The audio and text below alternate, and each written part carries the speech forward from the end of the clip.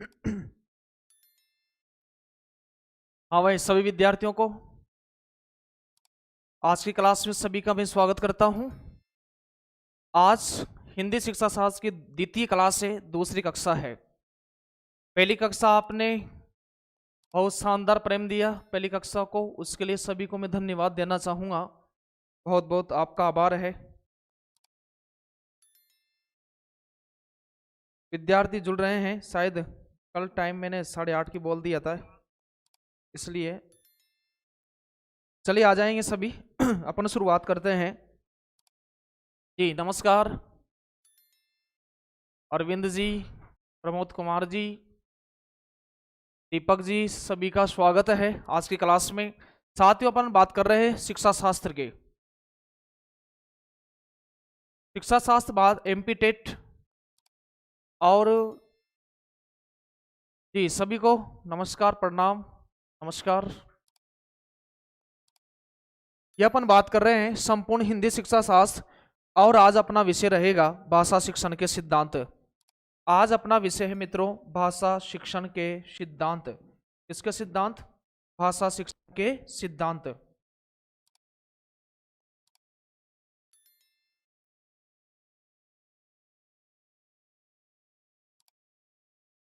हर class continue रखना ये वाली। जी बिल्कुल, क्लास कंटिन्यू ही रहेगी और एक एक टॉपिक जब तक आपका शिक्षा शास्त्र का पूरा नहीं हो जाता है। जैसे अभी हिंदी शिक्षा शास्त्र चल रही है, हिंदी शिक्षा शास्त्र पूरी थ्योरी क्रमबद्ध तरीके से करने के बाद में यह क्लास तभी समाप्त होगी जब आपका शिक्षा शास्त्र का एक एक टॉपिक कंप्लीट हो जाएगा। और पूरी क्लासें होने के बाद, थ्योरी क्लासेज होने के बाद में अपन क्या करेंगे कि सभी टॉपिक का कुछ मुख्य मुख्य प्रश्नों को लेकर के एक महामैराथन क्लास होगी। एक तो आप इन थ्योरी वाली क्लास को देख लीजिएगा और एक ऑब्जेक्टिव महामैराथन क्लास को देख लीजिएगा। बार बार इनका ही रिवीजन आपको करना है, इसके अलावा आपको कहीं नहीं भटकना है। कोई पेड कोर्स आपको नहीं लेना है शिक्षा शास्त्र के लिए, कोई पुरानी वीडियो आपको नहीं देखना है। बिल्कुल लेटेस्ट अपडेटेड एक एक चीज जो आपकी परीक्षा को आधार बनाकर तैयार की गई है। साथियों, जैसा कि आपको पता है कि पूरे दिन ऑफलाइन क्लासेस 8 घंटे पढ़ाने के बाद में 2 घंटे मैं आपके लिए यहाँ पर उपस्थित हुआ हूँ और यह प्रेम आप देते भी हो, इसलिए आभार है। लेकिन इस मेहनत को और आगे लेकर के जाना है आपको। आपके सर का मनोबल टूटना नहीं चाहिए कि 8 घंटे के बाद में 2 घंटे भी आपके समक्ष खड़े हो रहे हैं और इसके पीछे भी मेहनत की जाती है, ऐसा नहीं है। 6 बजे ऑफलाइन क्लास के बाद जैसे ही घर पे आना होता है वैसे ही रिलैक्स होते हैं और पता ही नहीं चलता है नींद कब लग जाती है। और फिर अचानक से एकदम चौंक करके उठते हैं कि अरे 8 बज गई है, बच्चे इंतजार कर रहे होंगे। तुरंत वहां से भगते हैं और फिर स्टूडियो आकर के आपके सामने रूबरू होते हैं उसी एनर्जी के साथ, उसी कंटेंट के साथ। बिल्कुल भी आपको ऐसा नजर नहीं आएगा कि ये मेरी पहली क्लास है या ये मेरी 10वीं क्लास है। इसलिए आपको जी इसलिए आपकी जो एनर्जी को देखते हुए हम भी उसी तरह मोटिवेट हैं। फिर भी मैं कह रहा हूं कि ऐसे व्यक्ति जो तैयारी कर रहे हैं एमपी टेट की या और भी जहां पर हिंदी शिक्षा शास्त्र आती है, उन व्यक्तियों तक ये आपकी जिम्मेदारी है, यह भार मैं आपको सौंपता हूं। अभी भी आपका जो प्रयास है वह सराहनीय है, सभी को साधुवाद देना चाहूंगा। लेकिन फिर भी ऐसे व्यक्ति जो वास्तव में, उनसे कहिएगा कि 2-3 क्लास देख लीजिएगा, मूल्यांकन करिएगा, उसके बाद फिर आप चलिए। ये सब बातें हैं और आपका सहयोग है ही सही। कितने विद्यार्थी जुड़ गए होंगे शायद कल क्लास का टाइम। जी लगभग लगभग विद्यार्थी आ रहे हैं समय। कल अपने एक कक्षा हो चुकी है, अलग से क्रमबद्ध रूप से प्लेलिस्ट मिलेगी आपको। और कल मैं सोच रहा हूं कि कल शिक्षा शास्त्र प्लस हिंदी साहित्य दोनों कक्षाएं अपन रखें। बताओ ऐसा करें क्या? कल से 8 बजे के बाद जहां तक अपनी क्षमता रहेगी आगे बढ़ने की, चाहे 10 बजे 11 बजे, क्या आप तैयार हो दोनों क्लास पढ़ने के लिए? एक हिंदी शिक्षा शास्त्र की चल ही रही है और एक हिंदी साहित्य इतिहास की। बता दीजिएगा, फिर शुरुआत करते हैं आज की क्लास को।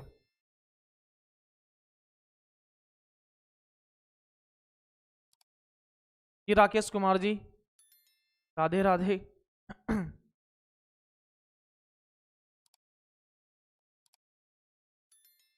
भूमिका जी कह रहे हैं जी सर बिल्कुल ओके। चलो तैयार हैं तो जो भी आपने टेलीग्राम ज्वाइन करिए रखा होगा, पूरी सूचना कल किस प्रकार से रहेगी चीजें, तो आप अभी इस क्लास का आनंद लेना है। कल की क्लास में आपको मजा आया होगा। कल की क्लास बड़ी शानदार है। देखो मैं वस्तुनिष्ठ प्रश्न आपके कंप्लीट करवा दूंगा। वस्तुनिष्ठ के लिए आपको कोई गाइड लेने की आवश्यकता नहीं है, कोई शिक्षा शास्त्र के लिए कोई अलग से पुस्तक लेने की आवश्यकता नहीं है। सिर्फ और सिर्फ आपके प्रमोद सर की क्लासेज है और उनकी एक मैराथन क्लास वही काम कर देगी, उससे ज़्यादा। एक ही चीज़ को आप साथ लीजिएगा, एक ही चीज़ को अच्छी तरह साथ लीजिएगा, सफलता आपके कदम चूमेगी। चलिए शुरुआत करते हैं आज की कक्षा की। आज का अपना विषय है मित्रों भाषा शिक्षण के सिद्धांत। किसके शिक्षण के सिद्धांत? भाषा शिक्षण के सिद्धांत। सर भाषा को सीखने के भी सिद्धांत हो सकते हैं। भाषा को सीखने के कुछ मूलभूत तथ्यों को एकत्र करके सिद्धांतों का रूप दे दिया है। नहीं तो भाषा तो अनुकरण से सीखी जाती है, इसे सिद्धांतों में बांधा नहीं जा सकता। फिर भी कक्षा शिक्षण के दौरान शिक्षण के दौरान कुछ चीजों पर अपन बात करें, उनको ध्यान में रखकर शिक्षण कराएं तो छात्र का ज्यादा से ज्यादा हित हो सकता है। छात्रों, चाहे शिक्षण भाषा का हो चाहे शिक्षण अन्य विषयों का हो, शिक्षण कराने से पूर्व मुख्य काम होता है उसके उद्देश्य का निर्धारण करना। किसका निर्धारण करना? उसके उद्देश्य का निर्धारण करना कि जिस चीज को अपन लेकर के आ रहे हैं वह उसके कहां तक काम आएगी। अभी जो चीजें मैं आपके समक्ष लेकर आ रहा हूं, कंटेंट इतना जबरदस्त है, पूरी चीजें अपडेट है, कहाँ सी टेट का पेपर कहाँ हुआ है, कहाँ यूपी टेट में क्या चल रहा है, क्या पैटर्न चल रहा है, उन्हीं को आधार बना करके चीजों को एकत्र किया जा रहा है।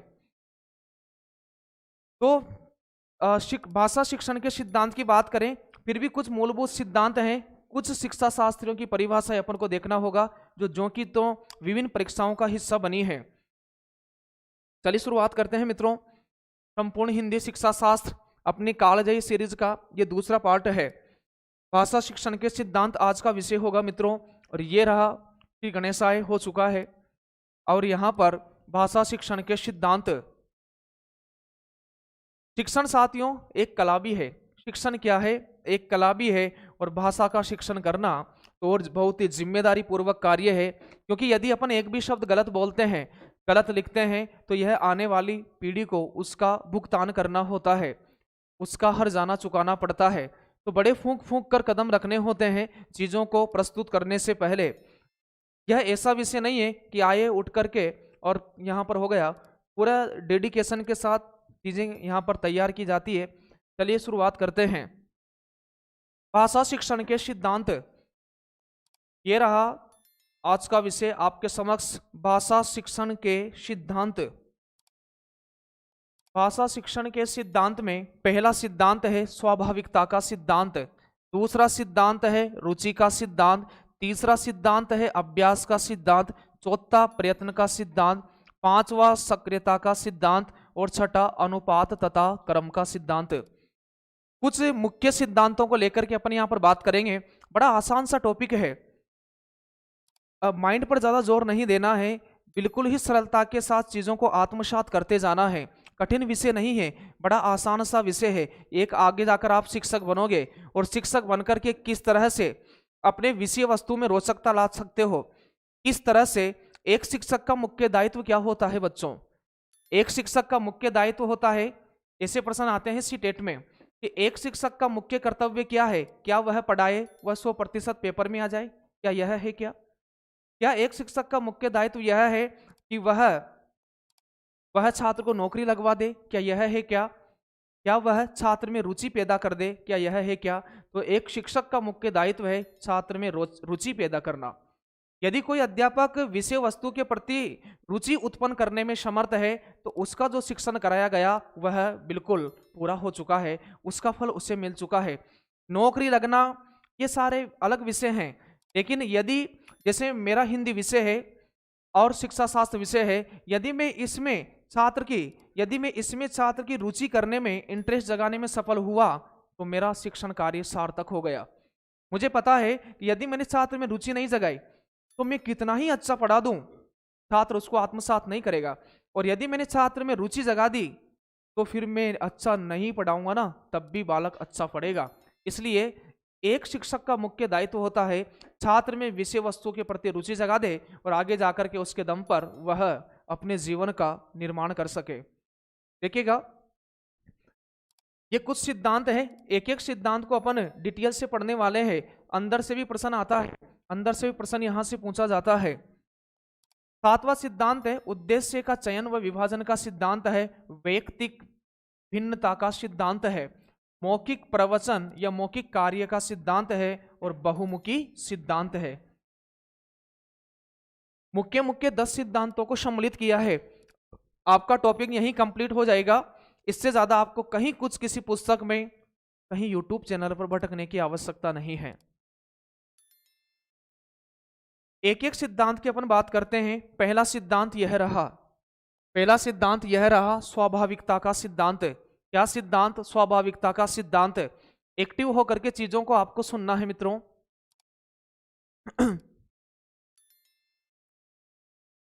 क्यों बहुत सारे विद्यार्थी नाराज हो गए क्या? अभी जुड़ नहीं पाए हैं, उन्हें भी बुलाकर लाइएगा, उन्हें भी बुला करके लाइएगा। उनसे कह दीजिएगा कि कल हिंदी की क्लास भी आने वाली है, कल हिंदी साहित्य की क्लास भी आने वाली है और कल शिक्षा शास्त्र की क्लास भी रहेगी। चलिए, पहला सिद्धांत है मित्रों स्वाभाविकता का सिद्धांत। कैसा सिद्धांत है? स्वाभाविकता का सिद्धांत बनावटी नहीं है, स्वाभाविक। एक प्राकृतिक तरीके से अपन चीजों को जब सिखाते हैं बालक को, एक अध्यापक को स्वाभाविकता का सिद्धांत प्रयोग करना चाहिए। जैसे अपन बात करें मित्रों कि कल अपन बात कर रहे थे कि भाषा अर्जन कैसा होता है। भाषा अर्जन स्वाभाविक होता है। स्वाभाविकता में पता ही नहीं चलता है कि मेहनत की है, और अभ्यास का जहां ज्यादा महत्व होता है वह भाषा का अधिगम होता है। तो यहां पर बात करें, ये टॉपिक ऐसा ही है, ये आपको नोट करने की आवश्यकता नहीं है, पीडीएफ को फिर ले लेना आप, है ना, आप समझ लीजिएगा।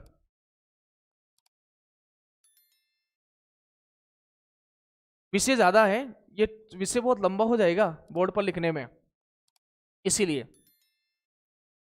स्वाभाविकता का सिद्धांत क्या है? स्वाभाविकता से तात्पर्य क्या है?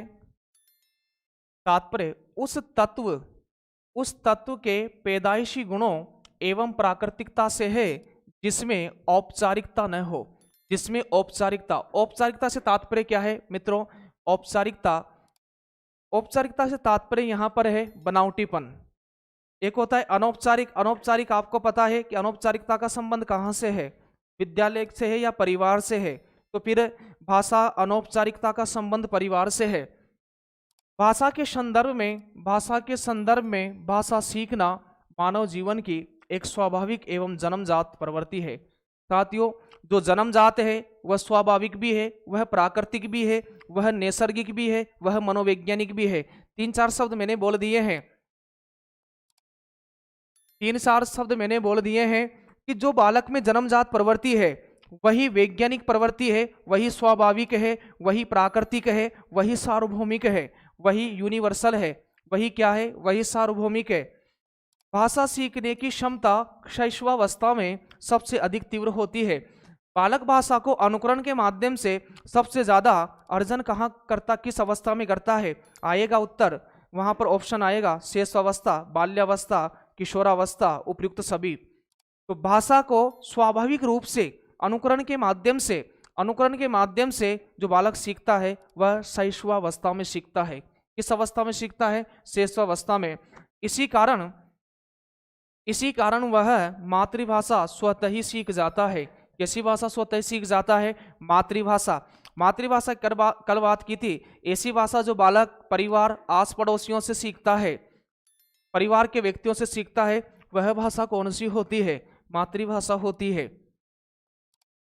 कौन से सिद्धांत की बात कर रहे हैं? भाषा शिक्षण का पहला सिद्धांत स्वाभाविकता का सिद्धांत। स्वाभाविकता से तात्पर्य क्या है? कि बालक खुद जन्मजात ही अनायास ही भाषा का अर्जन करता रहे, वह स्वाभाविकता का सिद्धांत है। भाषा अर्जन में वातावरण का महत्वपूर्ण स्थान है। वातावरण का महत्वपूर्ण स्थान होता है क्योंकि भाषा वातावरण से ही अर्जित की जाती है। देखिएगा कल अपन इस पर बात कर चुके हैं कि भाषा वातावरण से क्या की जाती है, अर्जित की जाती है, अधिगम नहीं की जाती है। अधिगम तो विद्यालय में की जाती है। भाषा सीखने हेतु भाषा कौशलों का स्वाभाविक क्रम आपसे पूछे, देखिए क्या क्या नाम आ सकता है मित्रों। भाषा सीखने हेतु भाषा कौशलों का स्वाभाविक क्रम। स्वाभाविक को क्या बोल सकते हैं? स्वाभाविक को अपन बोल सकते हैं प्राकृतिक क्रम। कौन सा क्रम? प्राकृतिक क्रम। स्वाभाविक को बोल सकते हैं मित्रों, अपन बोल सकते हैं वैज्ञानिक या मनोवैज्ञानिक क्रम। मनोवैज्ञानिक क्रम।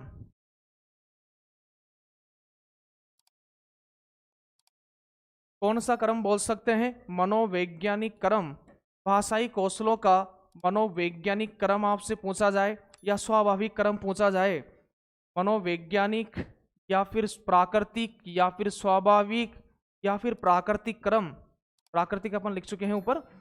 तो आपसे पूछा जाए कि भाषाई कौशलों का प्राकृतिक या मनोवैज्ञानिक या स्वाभाविक क्रम क्या है, तो आप कहोगे श्रवण, भाषण, पाठन, लेखन। तो क्या क्या हो गए मित्रों? हो गए सर सुनना, बोलना, पढ़ना, लिखना। कौन कौन से हो गए? सुनना, और फिर कौन सा हो गया सर? बोलना। क्रमशः फिर कौन सा आएगा? सुनना, बोलना, फिर बात करें पढ़ना, और फिर कौन सा आएगा? लिखना। आप मुझे बता दीजिएगा कौन उत्तर बताएगा। कौन उत्तर बताएगा कि भाषाई कौशलों का प्राकृतिक क्रम सुनना, बोलना, पढ़ना, लिखना किसने बताया है? बताइएगा उत्तर कौन बताएगा। भाषाई कौशलों का जो क्रम है सुनना, बोलना, पढ़ना, लिखना किसके अनुसार है? बताइएगा किसके अनुसार है? आपके उत्तर का मैं इंतजार कर रहा हूं, बताइएगा।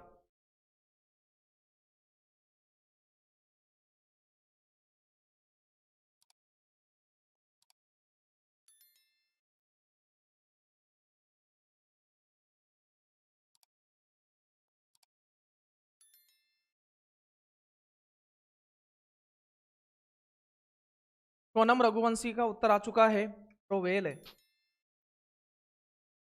और बताइएगा। परमार जी कह रहे हैं प्रोवेल। रायबर्न नहीं, रायबर्न ने तो कल अपन ने परिभाषा लिखी थी। क्या परिभाषा लिखी थी? कि व्याकरण का ज्ञान बालक को कक्षा 6 से देना चाहिए। जी सभी का उत्तर आ गया है। ध्यान रखना, सुनना, बोलना, पढ़ना, लिखना जो क्रम बताया है वह बताया है फ्रोबेल ने। किन्होंने बताया है? फ्रोबेल ने। फ्रोबेल आपको पता है किंडरगार्टेन विधि के जनक हैं। किस विधि के? किंडरगार्टेन विधि के। तो सुनना, बोलना, देखिएगा अब वापस से आ जाइएगा वापस विषय वस्तु पर। पहला सिद्धांत पढ़ रहे हैं स्वाभाविकता का सिद्धांत। स्वाभाविकता के सिद्धांत से तात्पर्य क्या है? कि भाषा को बालक जन्मजात रूप से, स्वाभाविक रूप से, प्राकृतिक रूप से आत्मसात करता है। इसीलिए भाषाई कौशलों का क्रम आपसे पूछा जाए तो प्राकृतिक जो क्रम है वह सुनना, बोलना, पढ़ना, लिखना है। और जबकि मोंटेसरी ने आपको पता है कि इनका क्रम चेंज कर दिया है, लेखन आगे है और पाठन पीछे है मोंटेसरी के अनुसार। छात्रों को जिस भाषा में ग्रहण हो उसी भाषा में अभिव्यक्ति हेतु छात्रों को उत्साहित करना चाहिए। अतः उक्त तथ्यों को ध्यान में रखकर भाषा शिक्षण करवाना चाहिए। यह इंपॉर्टेंट तथ्य है, यह इंपॉर्टेंट तथ्य है, नोट कर लीजिएगा कि प्रसिद्ध भाषाविद का नाम है हेराल्ड ई पामर। प्रसिद्ध भाषाविद का नाम है हेराल्ड ई पामर। हेराल्ड ई पामर ने अपनी पुस्तक का नाम भी इंपॉर्टेंट है, प्रिंसिपल ऑफ लैंग्वेज स्टडी। क्या नाम है पुस्तक का? Principle of language study. किसकी पुस्तक है? हेराल्ड ई पामर की पुस्तक है। तो प्रिंसिपल ऑफ लैंग्वेज स्टडी में भाषा सीखने की स्वाभाविक शक्ति का वर्णन किया है। ऐसा कि ऐसा ही प्रश्न आएगा मित्रों। कैसे प्रश्न आएगा? कि हेराल्ड ई पामर ने अपनी पुस्तक में किस सिद्धांत का वर्णन किया है? वहां विकल्प आएगा स्वाभाविकता का सिद्धांत, व्यक्तिगत विभिन्नता का सिद्धांत, वहां पर आएगा रुचि का सिद्धांत, वहां आएगा विभेदकता का सिद्धांत। तो इसी तरह का प्रश्न वहां पर पूछा जाएगा कि हेराल्ड ई पामर ने अपनी पुस्तक प्रिंसिपल ऑफ लैंग्वेज स्टडी में किस सिद्धांत का वर्णन किया है? तो स्वाभाविक शक्ति का वर्णन किया है कि बालक को स्वाभाविक रूप से सीखना चाहिए। या फिर ऐसा भी पूछा जाता है कि स्वाभाविकता का सिद्धांत किस भाषाविद ने कौन सी पुस्तक में बतलाया है? कौन सी पुस्तक में बतलाया है? तो प्रिंसिपल ऑफ लैंग्वेज स्टडी। कौन सा सिद्धांत पढ़ रहे हैं? स्वाभाविकता का सिद्धांत पढ़ रहे हैं। आगे देखिएगा, ठीक है, ये तो हो गया स्वाभाविकता का सिद्धांत। लेकिन एक अध्यापक अपनी कक्षा में कुछ सुधार करना चाहे तो एक अध्यापक होने के नाते उसे क्या क्या प्रयास करना चाहिए? एक अध्यापक होने के नाते उसे कक्षा में हिंदी में डूबने जैसा वातावरण का निर्माण करना चाहिए। हिंदी के गीतों को कंठस्थ करने हेतु छात्रों को प्रेरित करना चाहिए, शुद्धोच्चारण करना चाहिए, शुद्ध उच्चारण का अभ्यास करवाना चाहिए, मौखिक पक्ष पर पहले बल देना चाहिए। किस पक्ष पर पहले बल देना चाहिए? मौखिक पक्ष पर पहले बल देना चाहिए। किस सिद्धांत को लेकर बात कर रहे हैं? सर स्वाभाविकता के सिद्धांत को लेकर के। स्वाभाविकता के सिद्धांत हेतु कुछ कमियां यदि रह गई है तो अध्यापक को क्या करना चाहिए? तो शुद्ध उच्चारण करना चाहिए, हिंदी का अनुकूल वातावरण बनाना चाहिए, हिंदी का अनुकूल वातावरण बनाना चाहिए, शुद्ध उच्चारण करना चाहिए और मौखिक अभ्यास करवाना चाहिए। फिर भी भाषा को शेषवावस्था में सिखाने का प्रयास करना चाहिए। भाषा को किस अवस्था में सिखाने का प्रयास करना चाहिए? शेषवावस्था में सिखाने का प्रयास करना चाहिए। महत्वपूर्ण, इस सिद्धांत को प्रकृतिवादी सिद्धांत भी कहते हैं। बताइएगा किस सिद्धांत को प्रकृतिवादी सिद्धांत कहते हैं? सर स्वाभाविकता के सिद्धांत को। स्वाभाविकता के सिद्धांत को क्या कहा जाता है? स्वाभाविकता के सिद्धांत को प्रकृतिवादी सिद्धांत भी कहा जाता है, मनोवैज्ञानिक सिद्धांत भी कहा जाता है, सार्वभौमिक सिद्धांत भी कहा जाता है। जी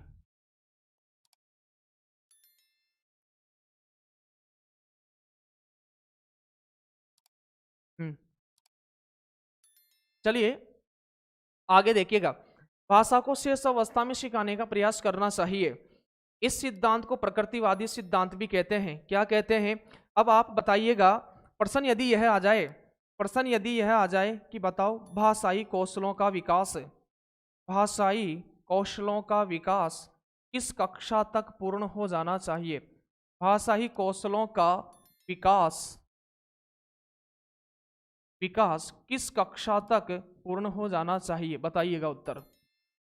किस कक्षा तक पूर्ण हो जाना चाहिए? पूर्ण हो जाना चाहिए, बताइएगा इसका उत्तर क्या होगा?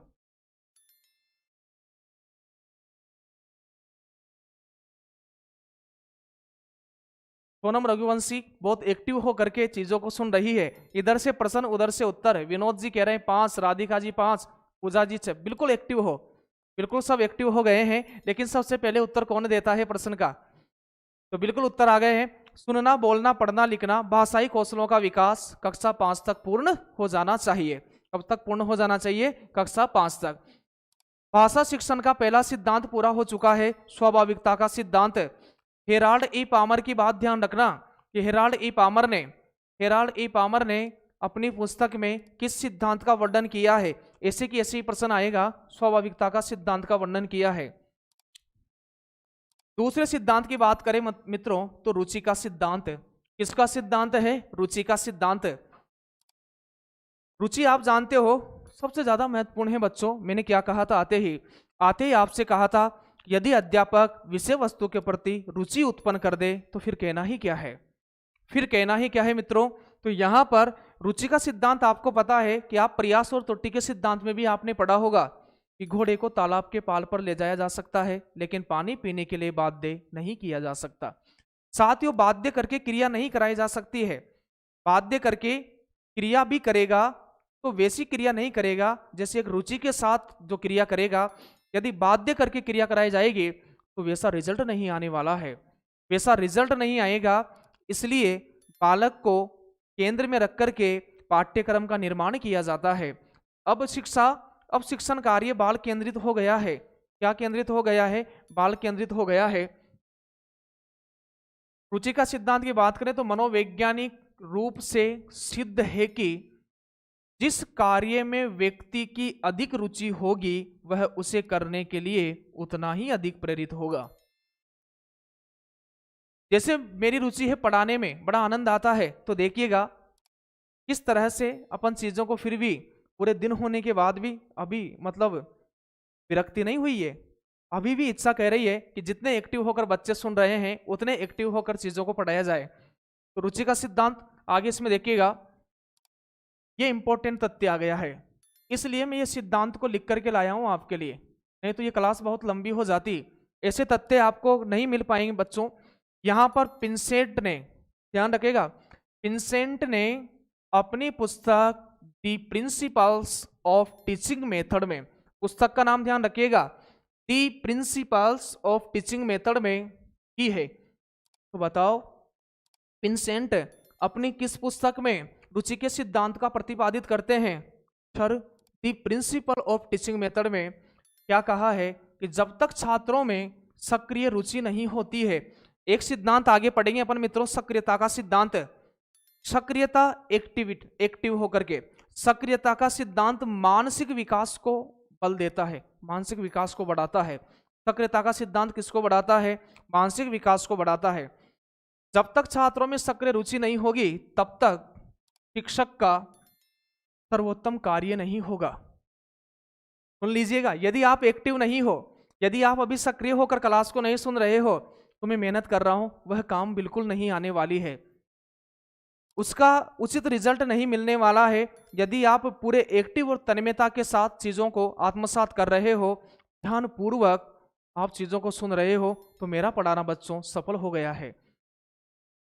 जब तक शिक्षक का सर्वोत्तम कार्य नहीं होगा, अतः शिक्षण में छात्र एवं शिक्षक दोनों की रुचि होना चाहिए। आपकी नहीं, मेरी भी रुचि होना चाहिए। और यदि पढ़ाने में मेरी ही रुचि नहीं है तो आपके अंदर रुचि तो आना फिर उसका कोई तात्पर्य ही नहीं है, कोई औचित्य ही नहीं है। यदि पढ़ाने वाला ही बिल्कुल अरुचिकर है, उसकी रुचि नहीं है कि चलें टाइम पास करके आ जाएं, तो फिर आप कैसे साथ दोगे जी। अतः शिक्षण में छात्र एवं शिक्षक दोनों की रुचि होनी चाहिए, क्योंकि छात्र एवं शिक्षक दोनों की रुचि होने पर प्रेरणा और अधिगम का स्तर भी बढ़ जाता है। देखो यदि अपन दोनों ही एक्टिव हैं, कौन है? छात्र भी, आप भी एक्टिव हो, मैं भी एक्टिव हूं, तो अपना मोटिवेशन लेवल हाई हो जाएगा, अपन अभी प्रेरित हो जाएंगे, अपना मनोबल उच्च स्तर पर चला जाएगा, विल पावर जबरदस्त हो जाएगी, और अपना अधिगम क्या है? सीखने में स्थायी, सीखना यदि स्थायी हो जाए तो फिर क्या है? वो अधिगम है। तो देखिएगा, तो अधिगम भी क्या होगा? अधिगम का स्तर भी बढ़ जाएगा। रुचिपूर्ण कार्य व्यक्ति सफलता प्राप्त करने तक करता है। तब तक ही करोगे, जब आपका लक्ष्य प्राप्त हो जाएगा तो फिर आपकी इच्छा नहीं होगी। रुचिपूर्ण कार्य में व्यक्ति की पूर्ण सहभागिता होती है, पूरी तरह से 100% एफर्ट लगाता है। रुचिपूर्ण कार्य करने के लिए व्यक्ति पूर्ण उत्साही रहता है। मैं बार बार कहता हूं कि सिलेक्शन निकलता है तो केवल उत्साह में, और उत्साह तब होता है मित्रों जब रुचि उसके अंदर होती है, किसी कार्य के प्रति पूरा डेडिकेशन होता है, तब जाकर रुचि होती है, तब जाकर के उत्साह होता है।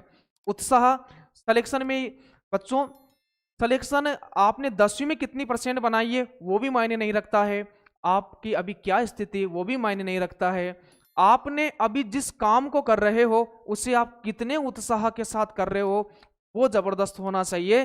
और यदि वह जबरदस्त है तो समझ लीजिएगा सफलता आपके कदम चूमने वाली है। सुना होगा ना, मन के हारे हार है, मन के जीते जीत।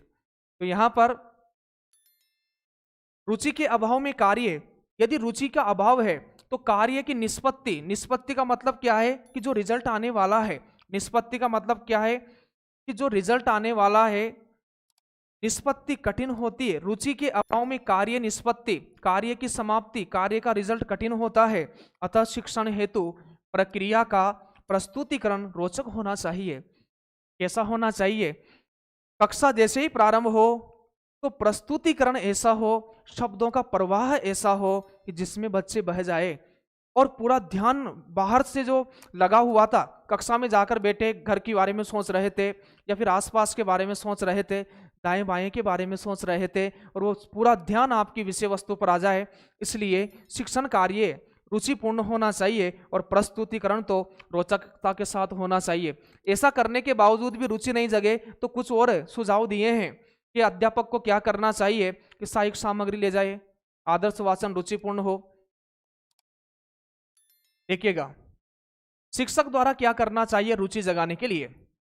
भाषा का शिक्षण के समय शिक्षण सहायक सामग्री, इसको बोलते हैं मित्रों उद्योतन सामग्री।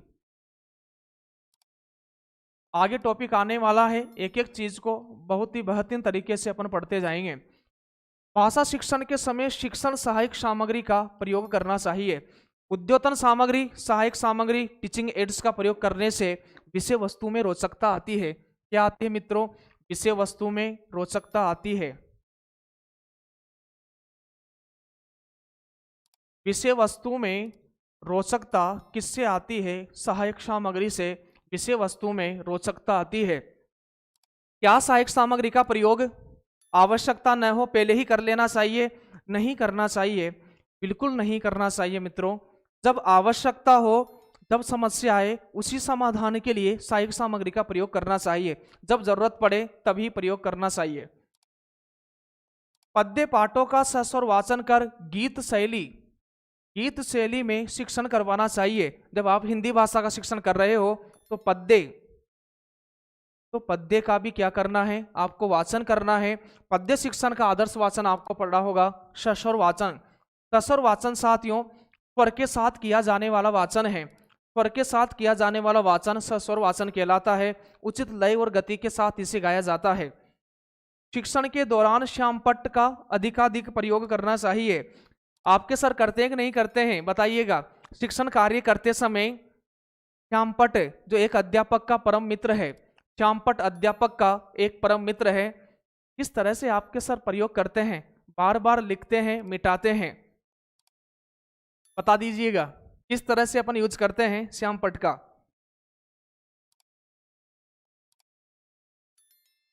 मेरी मेहनत को और आपकी इच्छा शक्ति को चारों दिशाओं में फैला दीजिए मित्रों।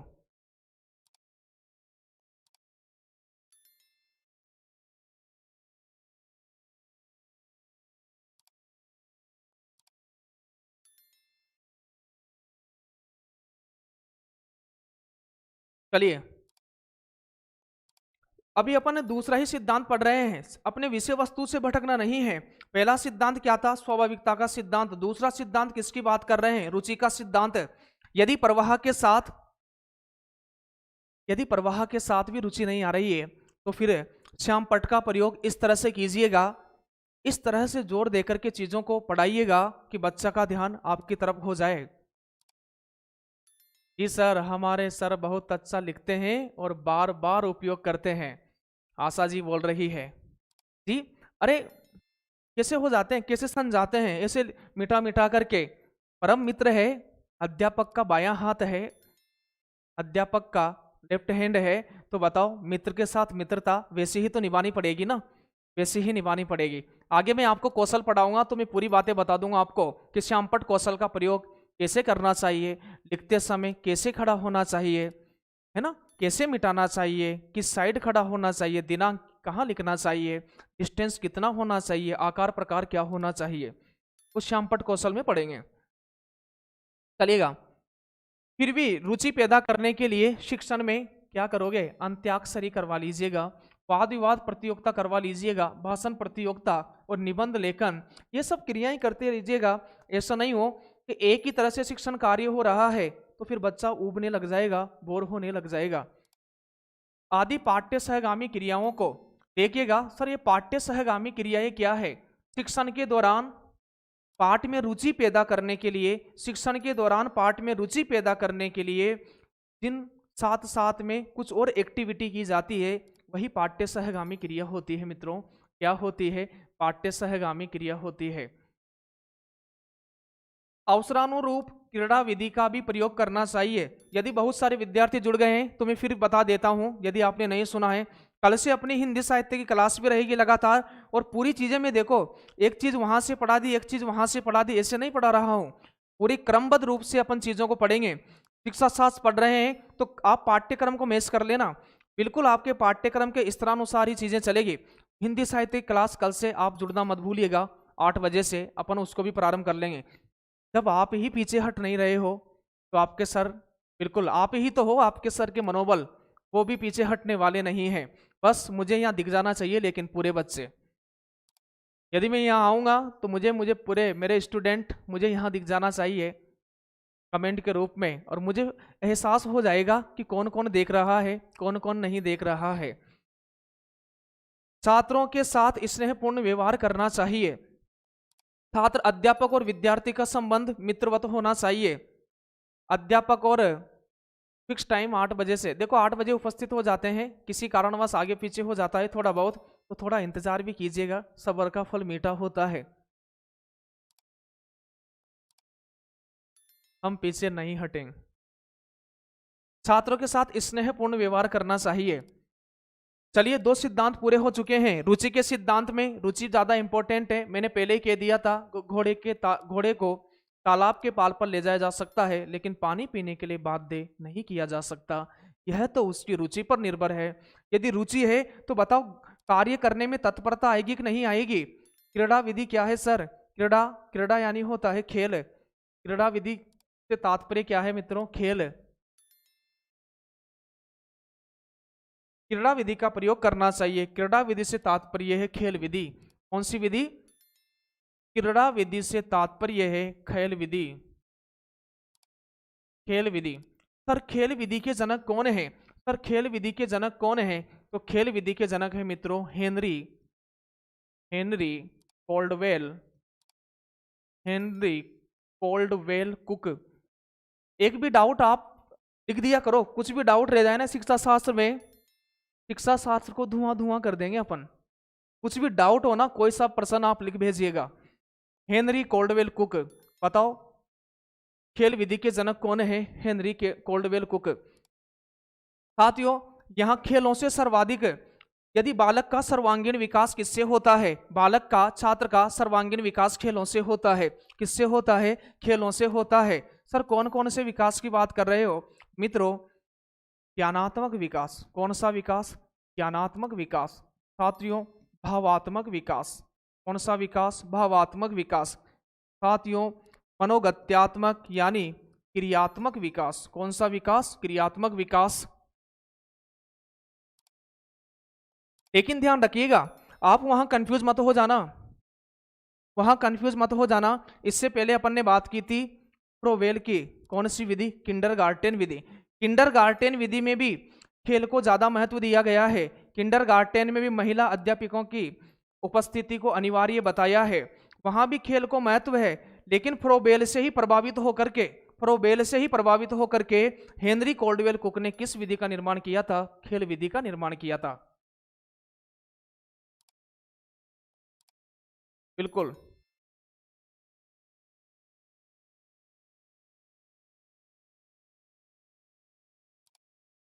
ठीक है, ठीक है। आगे देखिएगा, अब यह तीसरा सिद्धांत आ गया है, अभ्यास का सिद्धांत। किसका सिद्धांत आ गया है? अभ्यास का सिद्धांत। अभ्यास का और रिवीजन का कितना ज्यादा महत्वपूर्ण योगदान है बच्चों आपकी सफलता में, यह आपको पता होगा। करत करत अभ्यास ते जड़मति होत सुजान, रसरी आवत जात ते सर पर परत निशान। ये तो आपने सुना ही होगा। अमीर खुसरो की पहेलियां मुकरियां आपने पढ़ी ही होगी। अमीर खुसरो 2 शकुने में कहते हैं, 2 शकुने उनकी रचना है। घोड़ा अड़ा क्यों, रोटी जली क्यों, पान सड़ा क्यों, विद्या भूली क्यों, फेरा न था। क्या नहीं किया था? फेरा न था। जितना बेहतरीन अभ्यास होगा, लेकिन अभ्यास भी अनुकूल होना चाहिए। किस विषय की तैयारी कर रहे हो उसी का अनुकूल, और उस विषय का कितना वेटेज है, उस विषय का कितना वेटेज है आपकी भर्ती परीक्षा और सिलेक्शन में, उसका अभ्यास आपको ज्यादा करना है। तो ये एक प्रसिद्ध कहावत है, करत करत अभ्यास के जड़मति होत सुजान। अर्थात किसी भी कार्य को अभ्यास से लगातार किया जाए तो वह कार्य प्रभावी होता है। यदि भाषा के संदर्भ में इस सिद्धांत की बात करें तो भाषा विज्ञान के साथ साथ एक कला भी है। भाषा एक विज्ञान यानी मनोवैज्ञानिकता के साथ साथ एक कला भी है, और कला में दक्ष होने के लिए सतत अभ्यास की आवश्यकता होती है। सतत ऐसा लिखना सीख लेना बच्चों, हलंत नहीं आएगा। सतत अभ्यास की आवश्यकता होती है, निरंतरता की आवश्यकता होती है। निरंतरता और धैर्य के साथ किया हुआ अभ्यास निश्चित ही सफलता के सोपान तक लेकर के जाता है। घोड़ा अड़ा क्यों, फेरा नहीं था। सर आवाज सही नहीं आ रही है।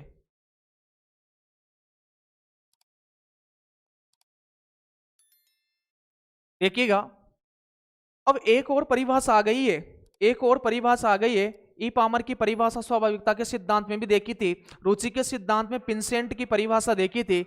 अब एच पामर ने कहा है, एच पामर ने कहा है कि भाषा सीखना एक स्वभाव बनाने की प्रक्रिया है। यह एक ऐसी प्रक्रिया है जिसके द्वारा हम अपनी नई आदतें बनाते हैं, नई आदतें बनाते हैं। अभ्यास जब ज्यादा हो जाता है मित्रों, अभ्यास जब ज्यादा हो जाता है तो एक आदत बन जाती है। और आदत क्या है, लत है। आदत क्या है, लत है। अनायास ही मेहनत आप स्वतः ही करने लग जाओगे यदि आदत होगी। लेकिन आदत कब होती है, आदत होती है बच्चों जब अभ्यास बहुत ज्यादा हो जाए तो उसकी क्या हो जाती है, आदत हो जाती है। और जब किसी भी चीज की आदत हो जाती है तो मनोवैज्ञानिक परिश्रम नहीं करना होता है, मस्तिष्क को परिश्रम नहीं करना होता है। जैसे मम्मी को आदत हो गई है खाना बनाने की, यदि 10 मेहमान भी आए तो मम्मी को अब कोई फर्क नहीं पड़ता है, बातों ही बातों में खाना बन जाता है। सर नोट नहीं कर पा रहे, नोट नहीं करना है, आपको सुनना है। टेलीग्राम पर पूरी पीडीएफ ऐसी की ऐसी आपको मिल जाएगी, अभी नोट आपको नहीं करना है। पहली बार आप ध्यानपूर्वक सुन लीजिएगा। तो ये इंपॉर्टेंट तथ्य है, इसको भी आप अच्छी तरह ध्यान रखिएगा। तथा स्वभाव अभ्यास से बनता है। स्वभाव कैसे बनता है, अभ्यास से बनता है। थॉर्नडाइक ने क्या कहा है, थॉर्नडाइक आपको पता है, प्रयास और त्रुटि का सिद्धांत आपने बाल विकास में पढ़ा होगा। थॉर्नडाइक के अनुसार भाषा एक कौशल है जिसका विकास अभ्यास पर निर्भर करता है। किस पर निर्भर करता है, अभ्यास पर निर्भर करता है। भाषा सीखना एक क्या है, कौशल है। कौन कह रहे हैं, थॉर्नडाइक कह रहे हैं। अभ्यास के लिए महर्षि पतंजलि ने रुचि तत्व को बताया है। रुचि तत्व को, निरंतरियम यानी निरंतरता को, वैराग्य को, तीन चीजों की बात की है बच्चों। अभ्यास यदि आपको करना है, यदि आपको अभ्यास की आदत डालना है तो उसमें पहली चीज तो रुचि होना चाहिए। कौन कह रहे हैं, पतंजलि कह रहे हैं। और आप पढ़ रहे हो तो उसमें रेगुलरिटी होना चाहिए, निरंतरता होना चाहिए और वैराग्य होना चाहिए। वैराग्य क्या है कि बाह्य चीजों से विरक्ति होना चाहिए, अलगाव होना चाहिए। तीन बातें आवश्यक बताइए। वे कहते हैं कि रुचिपूर्वक निरंतर अभ्यास करें। अभ्यास में बाधक तत्वों के प्रति वैराग्य भाव रखें। आपकी पढ़ाई में जो भी चीजें आपकी बाधा बनती है उनसे दूरियां बनाना है, तभी क्या होगा, तभी अभ्यास हो पाएगा। आपको मैं बार बार कहता हूं सामाजिक नहीं होना है। पढ़ने के बाद में यदि आप सामाजिक हो गए तो फिर आप क्या कर रहे हो, आपको वैराग्य नहीं आया। पढ़ तो डेली रहे हो आप, रुचि के साथ भी पढ़ रहे हो, इच्छा भी है नौकरी लगने की, रुचि भी है, निरंतरता भी है, लेकिन आप असामाजिक ही नहीं हो पा रहे हो। हर दिन मिलना जुलना सबसे हो रहा है, बात हो रही है, तो फिर वो रिजल्ट नहीं आ पाएगा। अभ्यास के द्वारा अधिगम प्रभावी एवं स्थायी होता है। अभ्यास के द्वारा अधिगम सीखना क्या होता है, प्रभावी भी होता है, अभ्यास भी। अब शिक्षक को क्या करना चाहिए अभ्यास करवाने हैं तो कक्षा शिक्षण में निरंतर हिंदी माध्यम का प्रयोग तथा अभ्यास करवाना चाहिए।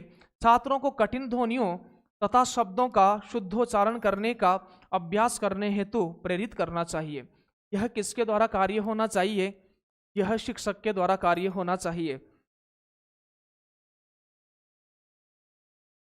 अपने विद्यार्थियों तक भी क्लास को पहुंचा दीजिएगा, अपने मित्रों तक भी, जो भी आपके साथी हैं उसके पास भी, क्योंकि यह अभी शुरुआती दौर है। बीच में जाने के बाद वो पिछड़ जाएंगे।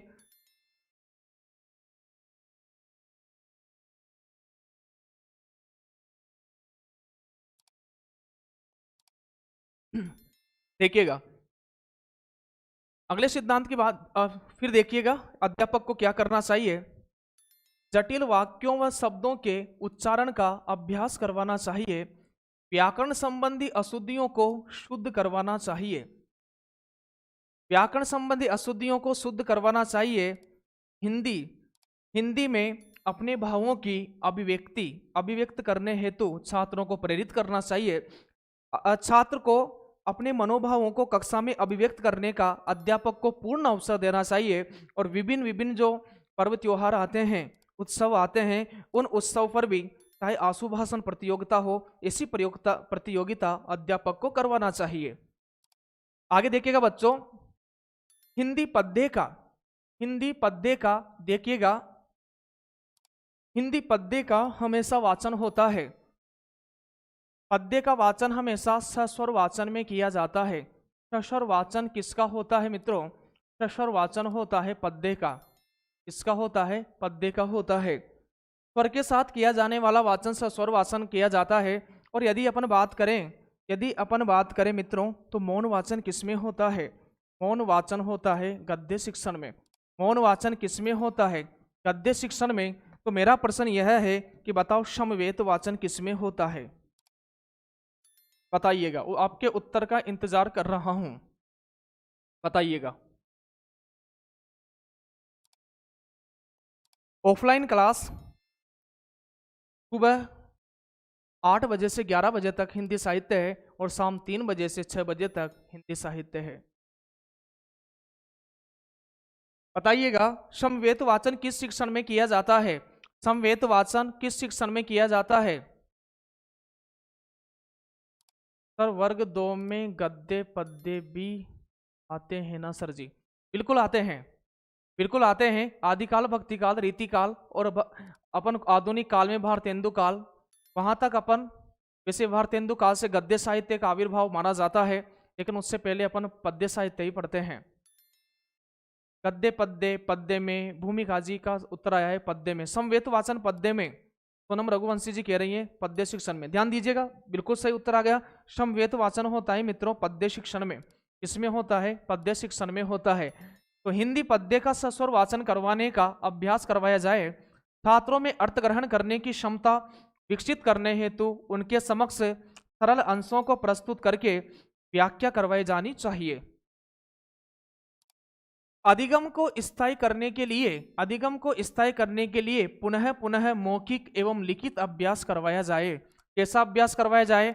मौखिक और लिखित अभ्यास करवाया जाए। कैसा अभ्यास करवाया जाए? मौखिक और लिखित अभ्यास।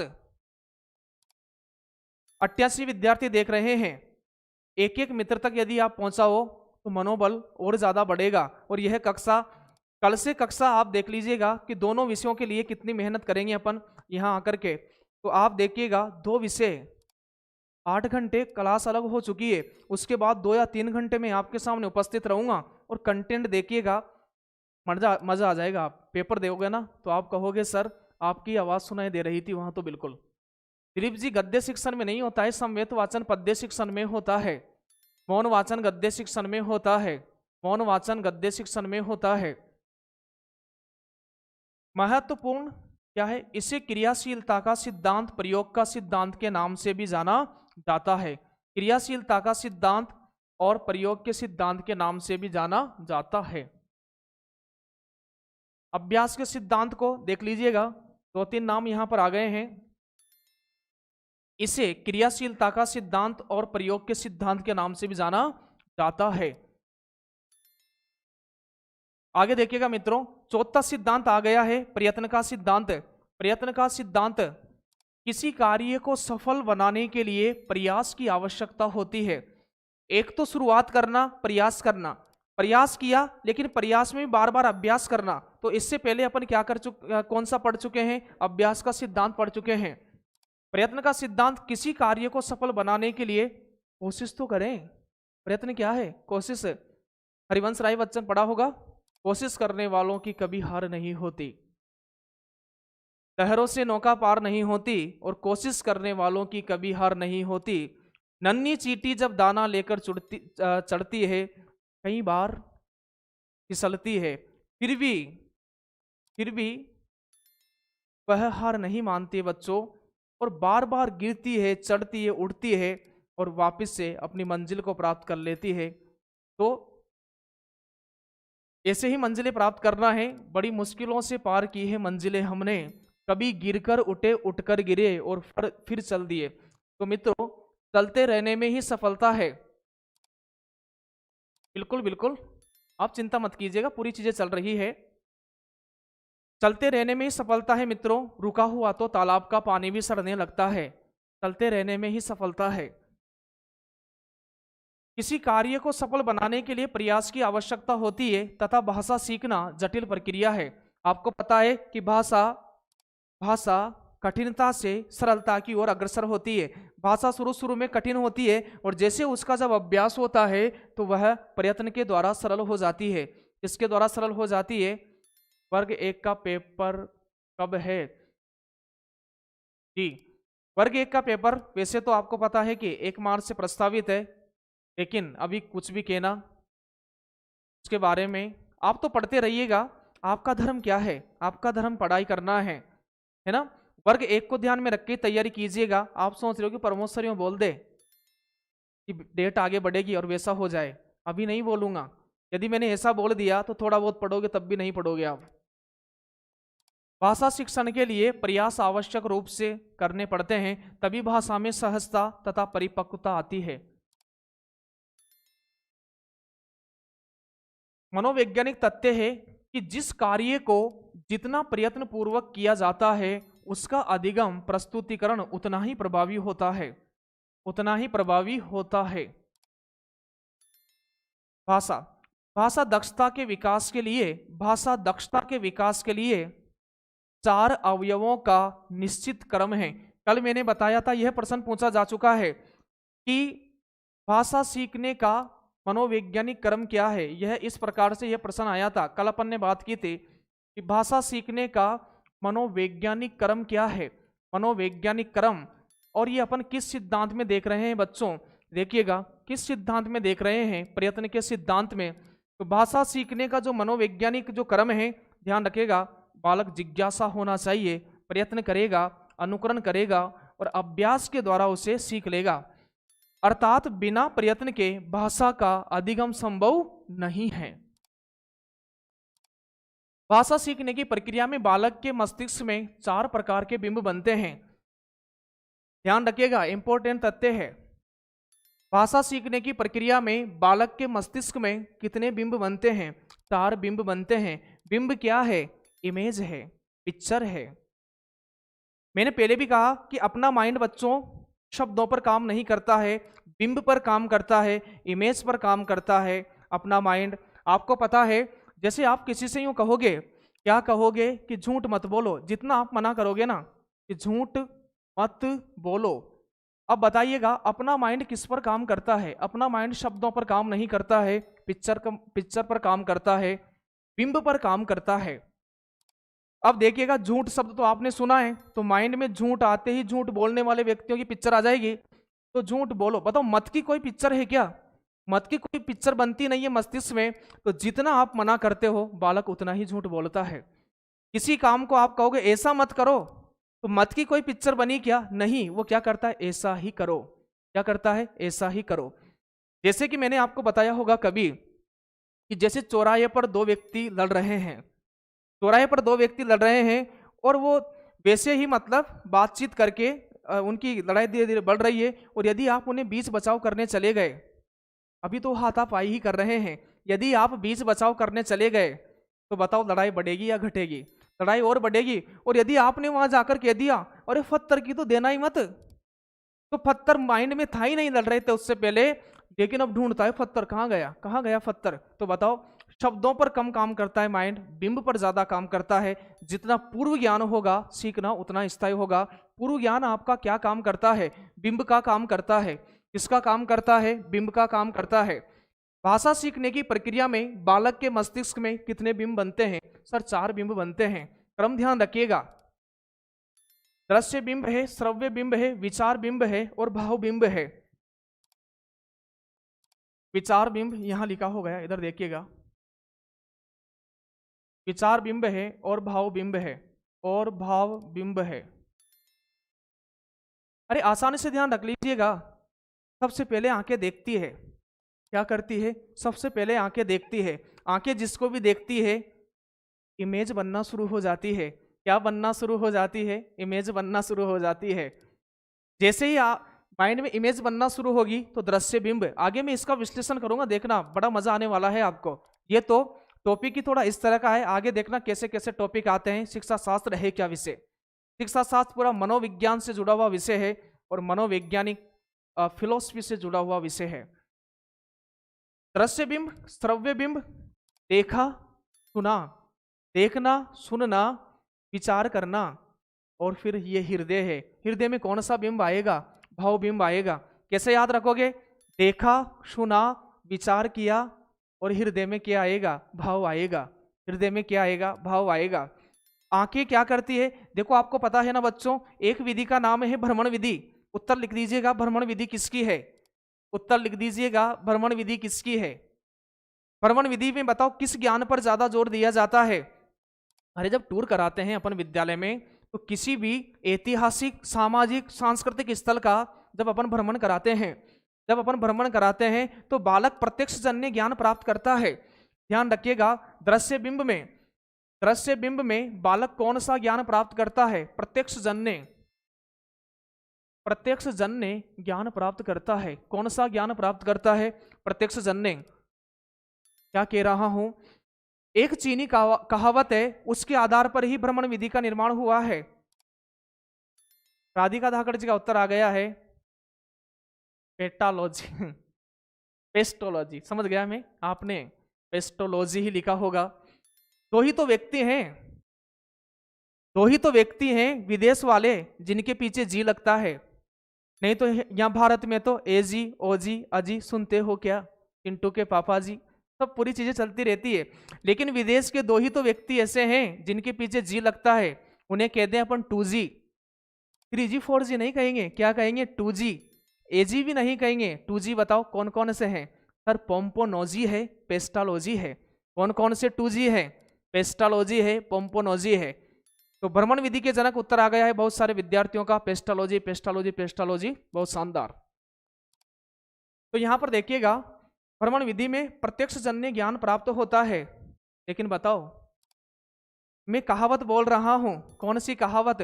100 बार कहना 1 बार दिखा देना, 100 बार कहना 1 बार दिखा देना। क्या यह कहावत चीन की है? क्या यह कहावत फ्रांस की है? क्या यह कहावत भारत की है? क्या यह कहावत अमेरिका की है? बताइएगा उत्तर क्या है आपका। 88 से ना कम हो रहे हो ना ज्यादा हो रहे हो, आप वहीं रुके पड़े हो।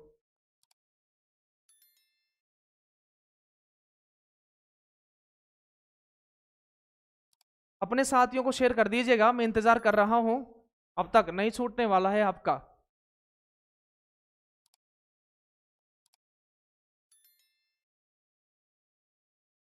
नरेंद्र सिंह जी का उत्तर आ गया है। सर चीनी कहावत है। एक उत्तर भारत का भी आया है। भारत भारत भारत भारत भारत नहीं, 100 बार कहना 1 बार दिखा देना, 100 बार कहना 1 बार दिखा देना, 100 बार कहने से ज्यादा महत्वपूर्ण है चीनी कहावत है। कौन सी कहावत है? चीनी कहावत है। 100 बार कहना 1 बार दिखा देना। तो यहाँ प्रत्यक्ष जन्य ज्ञान पर ज्यादा जोर दिया जाता है। किस ज्ञान पर जोर दिया जाता है? प्रत्यक्ष जन्य ज्ञान पर ज्यादा जोर दिया जाता है। अरे 100 बार कहना 1 बार दिखा देना चीनी कहावत है। कौन सी कहावत है? चीनी कहावत। आपको किसी पर निबंध लिखवाना है, आपको लाल किले पर निबंध लिखवाना है, लाल किले के बारे में 100 बातें आप बता दोगे, बच्चा उतना याद नहीं रख पाएगा। यदि आपने लाल किले का भ्रमण करवा दिया, लाल किले का भ्रमण करवा दिया और आप कहोगे कि इस पर निबंध लिखो, निबंध क्या, महानिबंध लिख देगा। क्या लिख देगा? महानिबंध लिख देगा। तो सबसे पहला एक चीज और ध्यान रखना बच्चों, सबसे महत्वपूर्ण चीज है, वैसे मैं सहायक सामग्री में इसकी बात करूंगा। एडगर डेल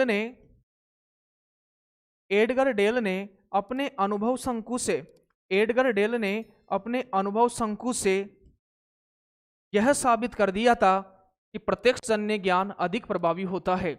एडगर डेल ने अपने, पीडीएफ मिल जाएगी, पीडीएफ की चिंता मत करो, ज्वाइन तो करो आप काव्य क्लासेस गुना का टेलीग्राम चैनल, वहां मिलेगी पीडीएफ। हाँ दीपक जी, वहां मिलेगी। एडगर डेल ने क्या कहा? एडगर डेल ने कहा, क्या कहा? कि प्रत्यक्ष जन्य ज्ञान ही अधिक प्रभावी होता है। एडगर डेल का शंकु का नाम ध्यान रखना, अनुभव शंकु। क्या है? अनुभव शंकु। तो भाई अब समझ में आ गया है बिंब कितने प्रकार के हैं? 4 प्रकार के हैं। क्रम भी ध्यान रखना है। क्या है? दृश्य बिंब, श्रव्य बिंब, विचार बिंब, भाव बिंब। कैसे याद करोगे? हाँ, 70% स्थायी हो जाता है राधिका जी, 70% स्थायी हो जाता है। अतः देखो फिर से सुनिएगा, अतः प्रयत्न के माध्यम से यही भाषा को स्थायित्व प्रदान करते हैं तथा बिंब बनने में सहायता करते हैं। इन्हीं तथ्यों को ध्यान में रखकर भाषा शिक्षण करवाया जाना चाहिए। इन्हीं तथ्यों को ध्यान में रख करके किस सिद्धांत की बात कर रहे थे? प्रयत्न के सिद्धांत की बात कर रहे थे। प्रयत्न के सिद्धांत की बात कर रहे थे। अब प्रयत्न में शिक्षक का क्या सहयोग रहेगा?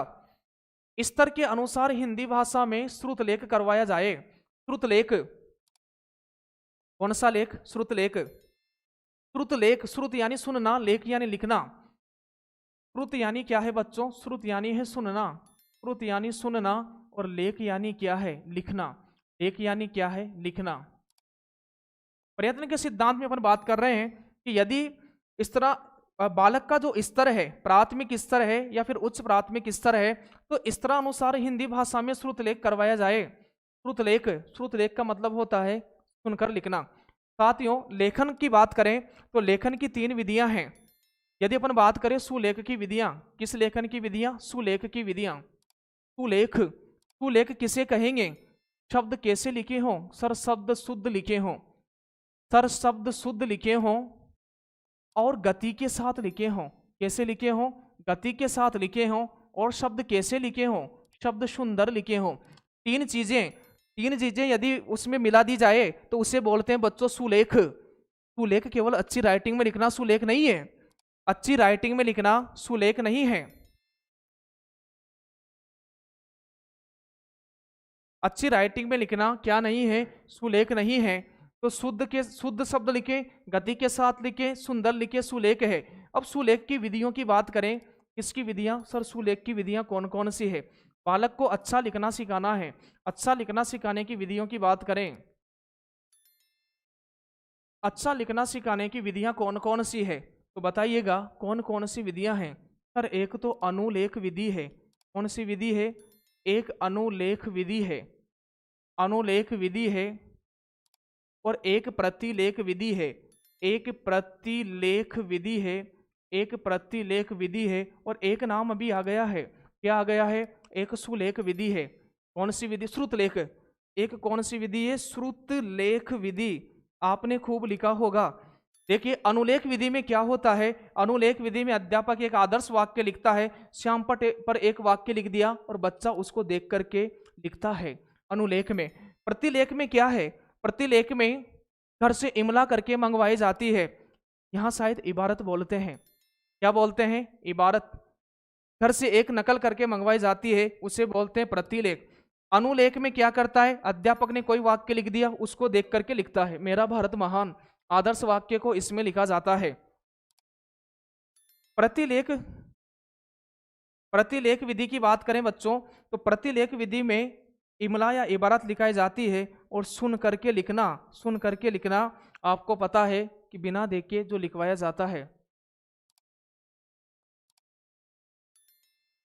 तो आपको ये ध्यान रखना है कि भाई सुलेख की 3 विधियां हैं, अनुलेख, प्रतिलेख, श्रुतलेख विधि। छात्रों को भाषा का अच्छा स्तरीय एवं क्लिष्ट पदावली युक्त साहित्य पढ़ाया जाना चाहिए। पद्य पाठों का सस्वर वाचन एवं अनुकरण वाचन करवाया जाना चाहिए। 5वां सिद्धांत आ गया है। आज अपन को 10 सिद्धांत पढ़ना है, 10 सिद्धांत। और मैं कह रहा हूं पूरी थ्योरी पढ़ लीजिए अच्छी तरह, और फिर एक महामैराथन क्लास होगी, उसमें सभी को जुड़ना है और फिर देखना कौन सा प्रश्न बाहर जाता है। सक्रियता का सिद्धांत, सक्रियता का सिद्धांत, इसमें एक प्रश्न बार बार पूछा जाता है कि मानसिक विकास किस सिद्धांत से तीव्र होता है? तो मानसिक विकास सक्रियता के सिद्धांत से तीव्र होता है। किस सिद्धांत से? सक्रियता के सिद्धांत से। सक्रिय रहने से किसी कार्य को करने एवं सीखने की प्रवृत्ति का विकास होता है। किसी कार्य को करने और सीखने की प्रवृत्ति का विकास होता है। अध्यापक को क्या प्रयास करना चाहिए? भाषा शिक्षण सक्रियता आवश्यकता है, आवश्यक है, आवश्यक है। क्या है? आवश्यक है।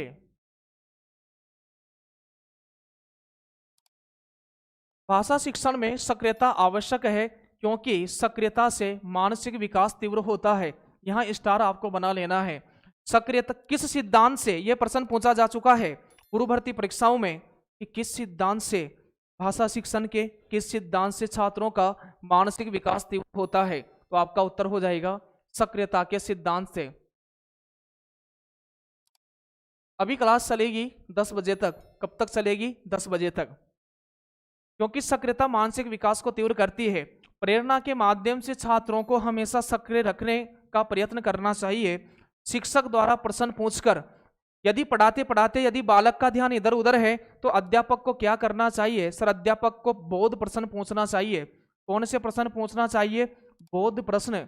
पाठ को पढ़ाते समय बालक का ध्यान यदि अन्य जगह है तो किसी से प्रश्न पूछ लिया तो बालक का ध्यान वापस वहीं आ जाता है। तो शिक्षक द्वारा प्रश्न पूछकर पाठ्य सहगामी क्रिया करवाकर, पाठ्य सहगामी क्रियाएं पाठ को पढ़ाने के साथ साथ अंत्याक्षरी, खेल कूद, यानी जो भी पाठ के साथ साथ क्रियाएं करवाई जा सकती है वह क्रियाएं करवा करके, किसी को खड़ा करके उसको पढ़वा करके यानी वाचन करवाकर छात्रों को सक्रिय रखा जा सकता है। क्या रखा जा सकता है? सक्रिय रखा जा सकता है। छठा सिद्धांत है अनुपात एवं क्रम का सिद्धांत। छठा सिद्धांत है अनुपात और, सर नोट करना है क्या? पीडीएफ ले लेना आप टेलीग्राम से। अभी आप तो ध्यान पूर्वक सुन लीजिएगा और इसके बाद में फिर पीडीएफ को आप लिखते रहिएगा। जब आपको समय मिलेगा कल तब लिख लीजिएगा या रात को ही लिख लेना। फिर अभी जैसे ही क्लास संपूर्ण हो जाएगी उसके बाद आपको पीडीएफ टेलीग्राम पर मिल जाएगी। अनुपात एवं क्रम का सिद्धांत, किस बालक को उसके मानसिक स्तर के अनुसार किस अनुपात में सिखाना है, और क्रमबद्धता बड़ी इंपॉर्टेंट है, क्रमबद्धता के साथ सिखाना है। अनुपात से अभिप्राय है कि निश्चित समय में निश्चित कार्य एवं निश्चित समय में निश्चित कार्य एवं क्रम से, देखो अनुपात से क्या अभिप्राय है? अनुपात से, तो अनुपात से अभिप्राय है निश्चित समय में निश्चित कार्य एवं क्रम, यानी क्रम से क्या तात्पर्य है? कार्य की सफलता के लिए निर्धारित चरणों के पीछे चला जाए। एक पहले उद्देश्य निर्धारित कर लिया जाए, उसके पीछे चला जाए। भाषा शिक्षण का प्रमुख उद्देश्य ग्रहण व अभिव्यक्ति है। इंपॉर्टेंट तथ्य है। भाषा शिक्षण का प्रमुख उद्देश्य क्या है? ग्रहण व अभिव्यक्ति है। नोट कर रहे हो तो आप कर सकते हो, मैं एक तरफ हो जाता हूं।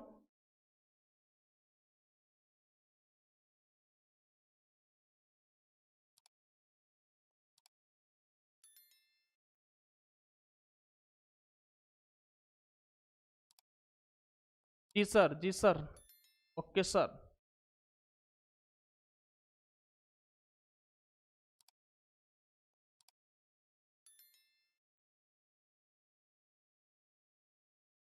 चलिएगा आगे बात करते हैं। भाषा शिक्षण का प्रमुख उद्देश्य क्या है? ग्रहण है और अभिव्यक्ति है। ग्रहण करना, क्या करना? ग्रहण करना। समझना इस चीज को, क्या करना? ग्रहण करना। देखिएगा 4 कौशल हैं, आपको पता है। सुनना, सुनना, फिर है बोलना, सुनना, बोलना, और एक क्या है बच्चों? पढ़ना, और एक क्या है? लिखना। 4 कौशल हैं। सुन करके अपन क्या ग्रहण करते हैं? सुन करके अपन क्या ग्रहण करते हैं? सुन करके अपन अर्थ ग्रहण करते हैं। क्या करते हैं? अर्थ ग्रहण करते हैं सर। सुनकर क्या ग्रहण करते हैं? अर्थ ग्रहण करते हैं। सुनना यानी सुनकर अर्थ ग्रहण करना। तो बताइएगा अपन क्या कर रहे हैं? हम अपन इनपुट ले रहे हैं, इनपुट। और बोल करके अपन क्या कर रहे हैं? बोल करके अपन भावों को अभिव्यक्त कर रहे हैं। क्या कर रहे हैं मित्रों? बोल करके अपन भावों को अभिव्यक्त कर रहे हैं। क्या हो गया सर? आउटपुट हो गया। क्या हो गया? आउटपुट हो गया। पढ़कर के भी अपन क्या ग्रहण कर रहे हैं?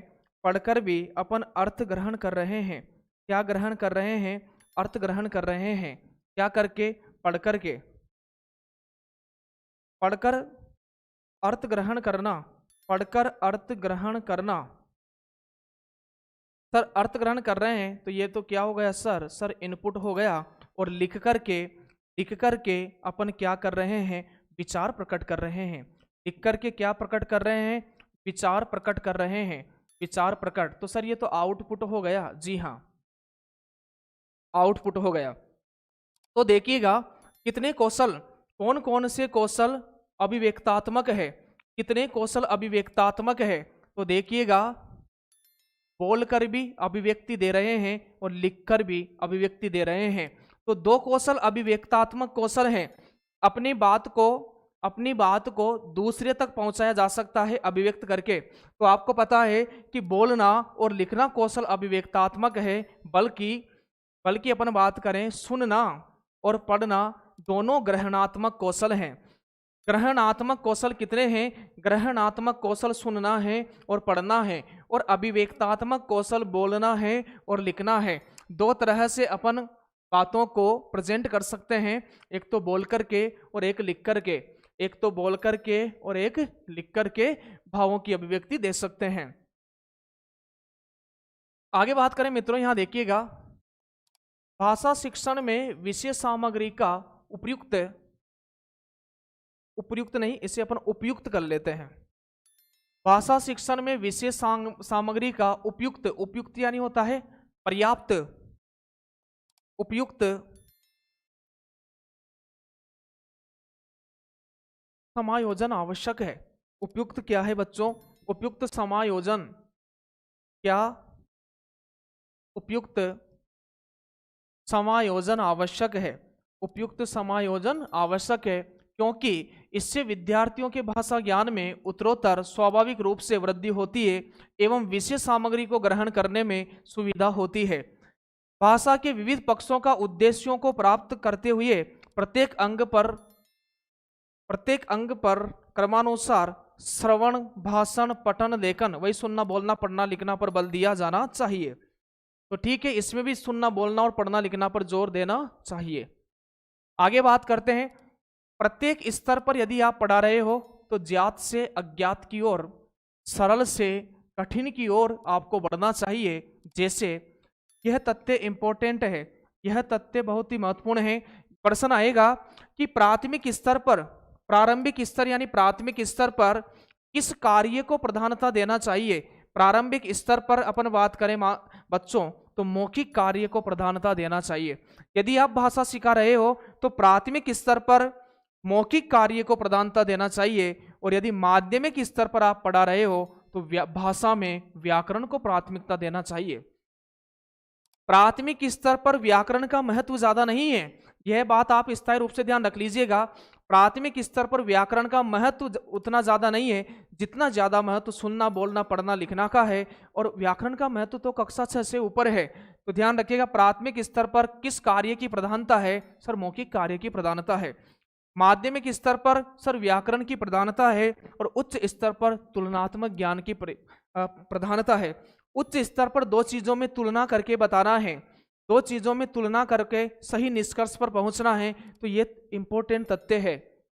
भाषा शिक्षण में प्राथमिक स्तर पर मौखिक कार्य की प्रधानता, माध्यमिक स्तर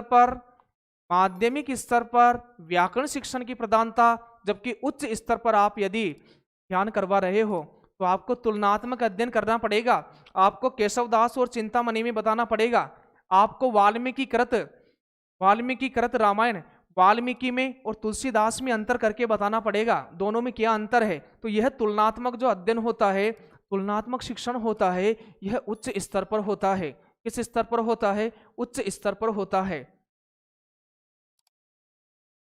अगला विषय देखिएगा, शिक्षक को क्या करना चाहिए, शिक्षक को क्या करना चाहिए। तो पाठ के चयन एवं शब्द भंडार वृद्धि में सरल कठिन का क्रम याद रखें। सरल से कठिन की ओर बढ़ना है, किधर से किधर बढ़ना है, सरल से कठिन की ओर बढ़ना है।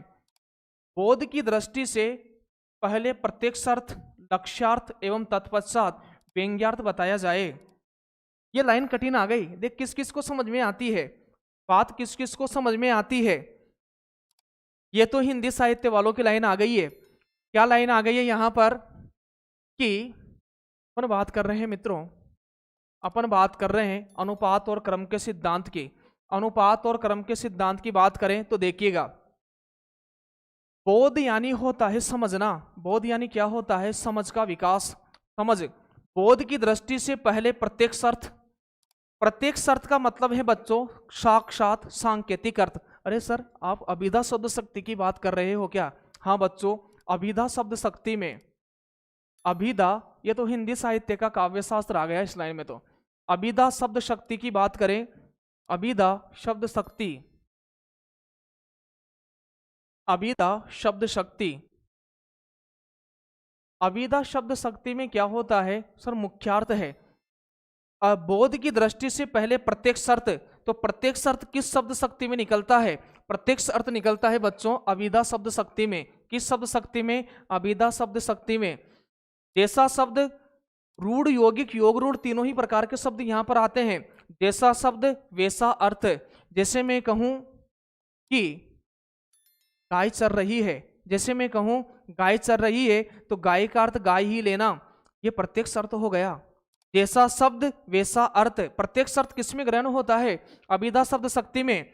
और जहां प्रत्यक्ष अर्थ की बाधा आ जाए और फिर प्रत्यक्ष अर्थ की बाधा आ जाए और फिर लक्ष्य अर्थ निकले, तो बताओ लक्ष्य अर्थ किस शब्द शक्ति में निकलता है? लक्षणा शब्द शक्ति में। किस शब्द शक्ति में निकलता है? लक्षणा शब्द शक्ति में। लक्षणा शब्द शक्ति में मैं कहूं बच्चों, क्या कहूं? मैं कहूं कि राधा तो गाय है। अब राधा गाय नहीं है, राधा गाय नहीं है, यहां पर गाय से तात्पर्य भोली है। यदि गाय का अर्थ गाय निकलता तो अभिधा हो जाती, ये तो प्रत्यक्ष अर्थ होता है। और यदि मैं यूं कहूं राधा तो गाय है, भोली है, पंजाब वीर है, पंजाब वीर नहीं है, पंजाब के निवासी वीर है, ये कौन सी शब्द शक्ति है? यह लक्षणा शब्द शक्ति है। मैं कहूं कि मुंबई फैशनेबल है, कौन सी शब्द शक्ति है? मुंबई फैशनेबल नहीं है, मुंबई के व्यक्ति फैशनेबल है। सर हाँ,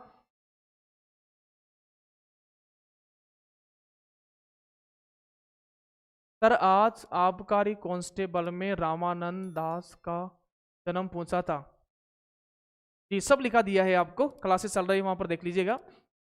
देखिएगा, अभिधा, लक्षणा और फिर है व्यंजना शब्द शक्ति। व्यंग्यार्थ किस शब्द शक्ति में होता है बच्चों? व्यंग्यार्थ होता है व्यंजना शब्द शक्ति में। जहां मुख्यार्थ में बाधा आ जाए, जहां प्रत्यक्ष अर्थ में बाधा आ जाए, जहां लक्ष्यार्थ अर्थ में बाधा आ जाए, जहां लक्ष्यार्थ अर्थ जब दोनों ही बाधित हो जाए, तो तीसरी शब्द शक्ति होती है व्यंजना शब्द शक्ति। कौन सी शब्द शक्ति होती है? व्यंजना शब्द शक्ति होती है। अपन ने सब लिख लिया है कि भक्तमाल नाभादास ने लिखा है, उसमें रामानंद के 12 शिष्यों का वर्णन है। रामानंद को खूब अच्छी तरह पढ़ा है। रामानंद के 12 शिष्य हैं और 12 शिष्यों में भी 2 महिला हैं, पद्मावती और सुरसरी। बबलू भील जी, पूरी चीजें आप देखिएगा। मैं तो दावा से आपसे कहता हूं कि आप तो मैंने जो पढ़ाया उसको आत्मसात कर लेना, नौकरी नहीं लगे तो फिर कहना आप कौन सा पर्सन है साहित्य में जो बाहर जाएगा। अब शिक्षा शास्त्र की बारी है, तो आप चिंता मत करिए। एक ही बात मैं बार बार दावा करता हूं आपसे कि आप जो मैंने पढ़ा दिया ना, यदि आप में दम है उसको याद करने की तो पूरा याद कर लेना, सिलेक्शन उसी दिन हो जाएगा आपका। व्यंजना शब्द शक्ति की बात करें तो मुख्यार्थ और लक्ष्यार्थ बाधित होने के बाद जो अर्थ निकलेगा व्यंजना। जैसे मैं कहूं 10 बज गई है, 10 बज गई है, जैसे मैं कहूं 10 बज गई है, तो आप क्या सोचोगे? अरे सर की क्लास खत्म होने वाली है, क्लास पूरी हो चुकी है, अब अपन को मोबाइल को एक तरफ रख करके अब अपने और चीजों पर ध्यान देना चाहिए। तो बताइएगा, यहां 10 का अर्थ 10 नहीं निकल रहा है, यहां 10 का अर्थ 10 नहीं निकल रहा है बच्चों। तो यह चीज अपन अच्छी तरह से सीखेंगे आगे। फिर देखिएगा, सुनना बोलने के बाद पढ़ने लिखने का क्रम स्मरण रखना चाहिए। सुनना बोलना आपको पता है बच्चों प्रत्यक्ष विधि में होता है। किस विधि में होता है? प्रत्यक्ष विधि में। और एक विधि आपने पढ़ी होगी भंडारकर विधि। भंडारकर विधि को व्याकरण अनुवाद विधि भी कहा जाता है। सुनना बोलना प्रत्यक्ष विधि से सीख जाता है, लेकिन पढ़ना लिखना भंडारकर विधि से सीखा जाता है। प्रत्यक्ष विधि की विपरीत विधि अप्रत्यक्ष विधि भंडारकर विधि है, जिसे व्याकरण अनुवाद विधि भी कहते हैं। 7वें सिद्धांत की बात करें, 7वें सिद्धांत की बात करें, उद्देश्य व चयन का विभाजन का सिद्धांत। उद्देश्य व चयन का सिद्धांत, प्रत्येक कार्य दिशा निर्देशित होता है और भाषा शिक्षण का मुख्य उद्देश्य भी अर्थग्रहण एवं अभिव्यक्ति है। अभी अपन बात कर रहे थे भाषा शिक्षण का मुख्य उद्देश्य अर्थग्रहण करना है और अभिव्यक्ति करना है। भाषा शिक्षण का मुख्य उद्देश्य अर्थग्रहण और क्या है, अभिव्यक्ति है। तो अर्थग्रहण में दो चीजें देखी थी, सुन करके और पढ़ के अर्थग्रहण करता है, और बोल करके और लिख करके अभिव्यक्ति देता है। अतः कार्यों का चयन उद्देश्य की निष्ठा से होना चाहिए। आगे देखिएगा किस सिद्धांत की बात कर रहे हैं, ध्यान रखिएगा।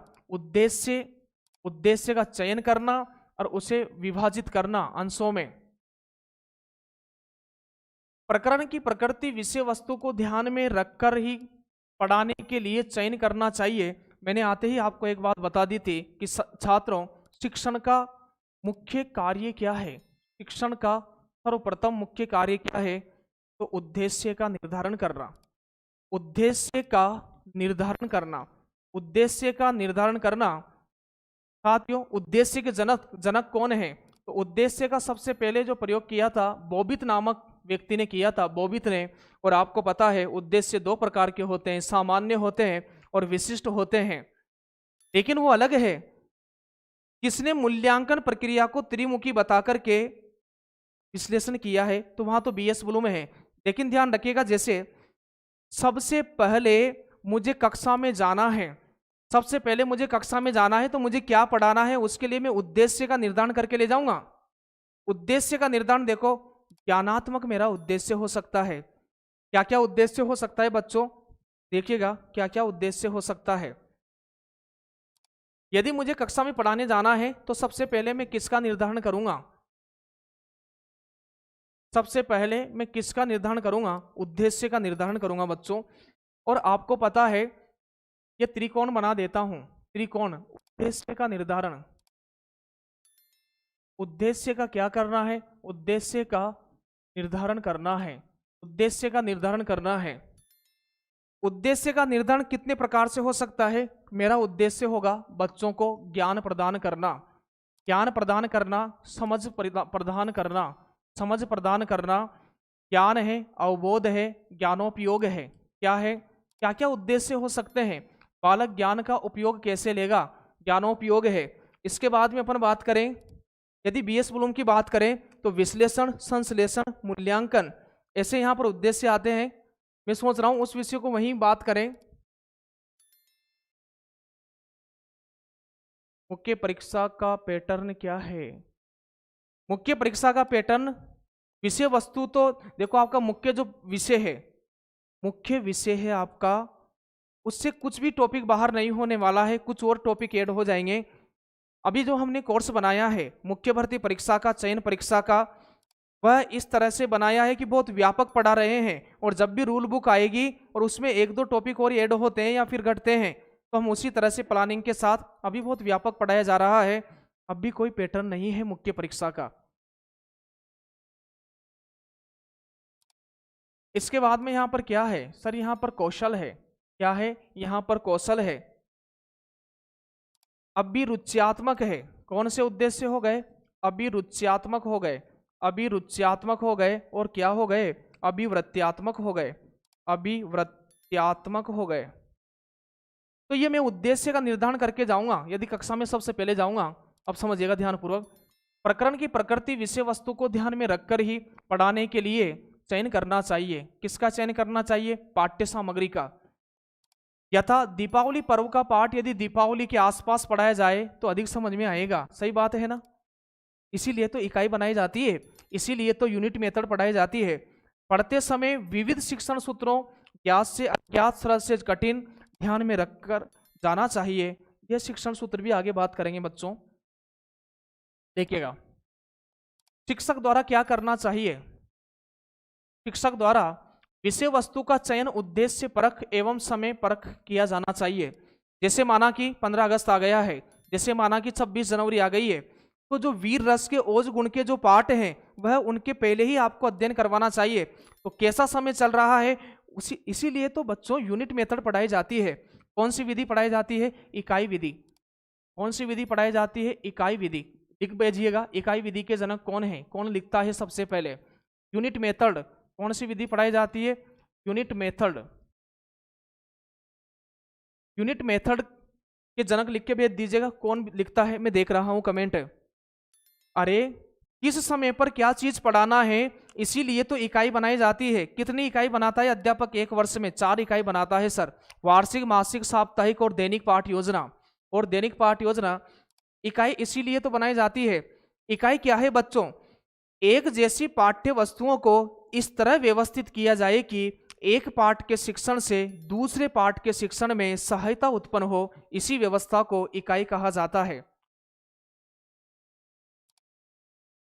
सर 12वीं क्लास पढ़ाओ, कल आ रही है ना 12वीं क्लास? मैंने, आप लेट जुड़े हैं शायद, कीगा राम जी, आप लेट जुड़े हो। मैंने शुरू से कह रहा हूं कि कल हिंदी साहित्य भी रहेगा और शिक्षा शास्त्र भी रहेगा। मॉरिशन उत्तर आ गया है, राधिका धाकड़ जी का मॉरिशन, सोनम रघुवंशी मॉरिशन, हेनरी कलेव मॉरिशन, एच.सी. मॉरिसन, बेहतरीन, शानदार, जबरदस्त, लाजवाब उत्तर दे रहे हो आप। इकाई विधि इसीलिए बनाई जाती है, एक जैसी पाठ्य वस्तुओं को इस तरह व्यवस्थित किया जाए कि एक पाठ के शिक्षण से दूसरे पाठ के शिक्षण में सहायता उत्पन्न हो, इसी व्यवस्था को इकाई कहते हैं। तो इसके लिए इकाई बना लेगा, समस्या ही नहीं आएगी, पहले उद्देश्य निर्धारित हो जाएंगे। जी हाँ, सभी का उत्तर सही आ रहा है। भाषा शिक्षण के आधारभूत उद्देश्यों एवं शिक्षण सूत्रों को ध्यान में रख करके पाठ का चयन तथा प्रस्तुतिकरण करना चाहिए। वैयक्तिक विभिन्नता का सिद्धांत फ्रांसिस गाल्टन का आपने पढ़ा होगा। व्यक्तिगत विभिन्नता व्यक्ति जन्म क्रम से, वंशानुक्रम से और वहां क्षेत्रीय परिवेश से अलग अलग तरह से भिन्न होता है, भौगोलिक दृष्टि से भी भिन्न होता है। तो यहाँ पर वैयक्तिक विभिन्नता पाई जाती है प्रत्येक विद्यार्थी में, लेकिन अध्यापक का यह दायित्व है कि ज्यादा से ज्यादा व्यक्तियों का कैसे भला हो सके, ज्यादा से ज्यादा, चाहे वह जड़ बालक तो पढ़ने नहीं आएगा, जैसे आपने बुद्धि पढ़ा होगा, जड़, मूढ़, मूर्ख, मंद, औसत, तीव्र, अति तीव्र, सृजनशील और प्रतिभाशाली बालक को पढ़ा होगा। जी सर जी, आज ही पढ़ा था, आज ही पढ़ा था। देखिएगा, व्यक्ति विभिन्नता का सिद्धांत क्या कह रहा है? मनोविज्ञान के अनुसार बालकों में योग्यता अलग अलग होती है, सबकी रुचियां भी अलग होती है, सबकी प्रवृत्ति भी अलग होती है। अभिवर्ती क्या है सर? दृष्टिकोण, नजरिया सबका अलग होता है, सबकी शारीरिक क्षमता भी अलग होती है। और संवेगात्मक, यानी संवेगों की दृष्टि से, संवेगात्मक मूल प्रवृत्ति आपने पढ़ी ली होगी, मैकडूगल उसके जनक है ना? तो संवेगात्मक दृष्टि से भी अलग अलग होता है, लेकिन किस तरह से इतनी वैयक्तिक विभिन्नता को ध्यान में रख करके, हालांकि पता है ना वैयक्तिक विभिन्नता का सिद्धांत फ्रांसिस गाल्टन 1879 ईस्वी में, पता होगा, आपने पढ़ लिया होगा। तो व्यक्ति प्रत्येक दृष्टिकोण से बालक अलग अलग है, फिर किस तरह से एक ही कक्षा एक ही समय में सभी बच्चों को ज्यादा से ज्यादा सिखाया जा सके, तो व्यक्तिगत विभिन्नता को ध्यान में रख करके सरल से जटिल की ओर जाना चाहिए। सरल से स्टार्ट करेंगे तो कमजोर विद्यार्थी भी सीख जाएंगे, और जटिल की ओर जाएंगे तो फिर जो प्रतिभाशाली और सृजनशील बालक हैं वो भी बोरिंग महसूस नहीं करेंगे। आधार पर भिन्नता होती है, प्रत्येक बालक दूसरे से शारीरिक और मानसिक स्तर से भी भिन्न होता है। तो व्यक्तिगत विभिन्नता का सिद्धांत बच्चों यही कहता है कि बालक प्रत्येक तरह से भिन्न है, किस तरह से आप सभी को एक साथ शिक्षण करवा सकते हो और ज्यादा से ज्यादा विद्यार्थियों का हित हो सके, ऐसे आपको शिक्षण करवाना है।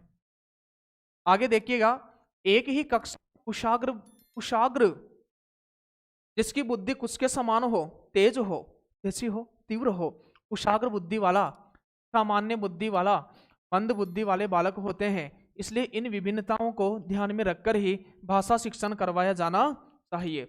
यानी भाषा शिक्षण करवाते समय, भाषा शिक्षण क्या, कोई सा भी शिक्षण करवाओ, व्यक्तिगत विभिन्नताओं को ध्यान रखना ही पड़ेगा। कितने विद्यार्थी जुड़ गए हैं?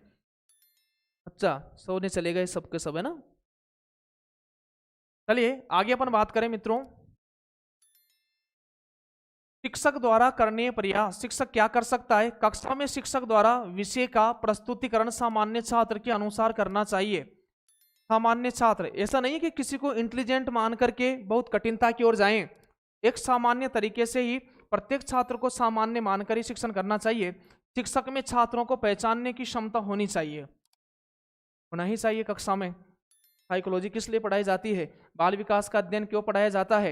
एक टीचर बनने के लिए साइकोलॉजी आपको क्यों पढ़ाई जा रही है? ताकि कक्षा में जाकर के आप उन पर केस स्टडी कर सको, उनका पोर्टफोलियो देख सको, उनकी समाज नीति का अध्ययन कर सको, इसलिए ही चीजें। तो शिक्षा, इसीलिए तो आपको बाल विकास पढ़ाई जा रही है। क्या जरूरत थी? ताकि आप बालक की मानसिकता को परख सको। छात्रों के अनुसार संभव हो उतना अभ्यास कार्य करवाना चाहिए। शिक्षण में स्वतंत्र वातावरण होना चाहिए, बाध्य करके शिक्षण नहीं करवाया जाना चाहिए। खुली स्वतंत्रता होना चाहिए विचारों की अभिव्यक्ति की। देखिएगा, अगला सिद्धांत है मौखिक प्रवचन या मौखिक कार्य का सिद्धांत। भाषा शिक्षण में मौखिक प्रवचन या मौखिक कार्य का सिद्धांत क्या कहता है?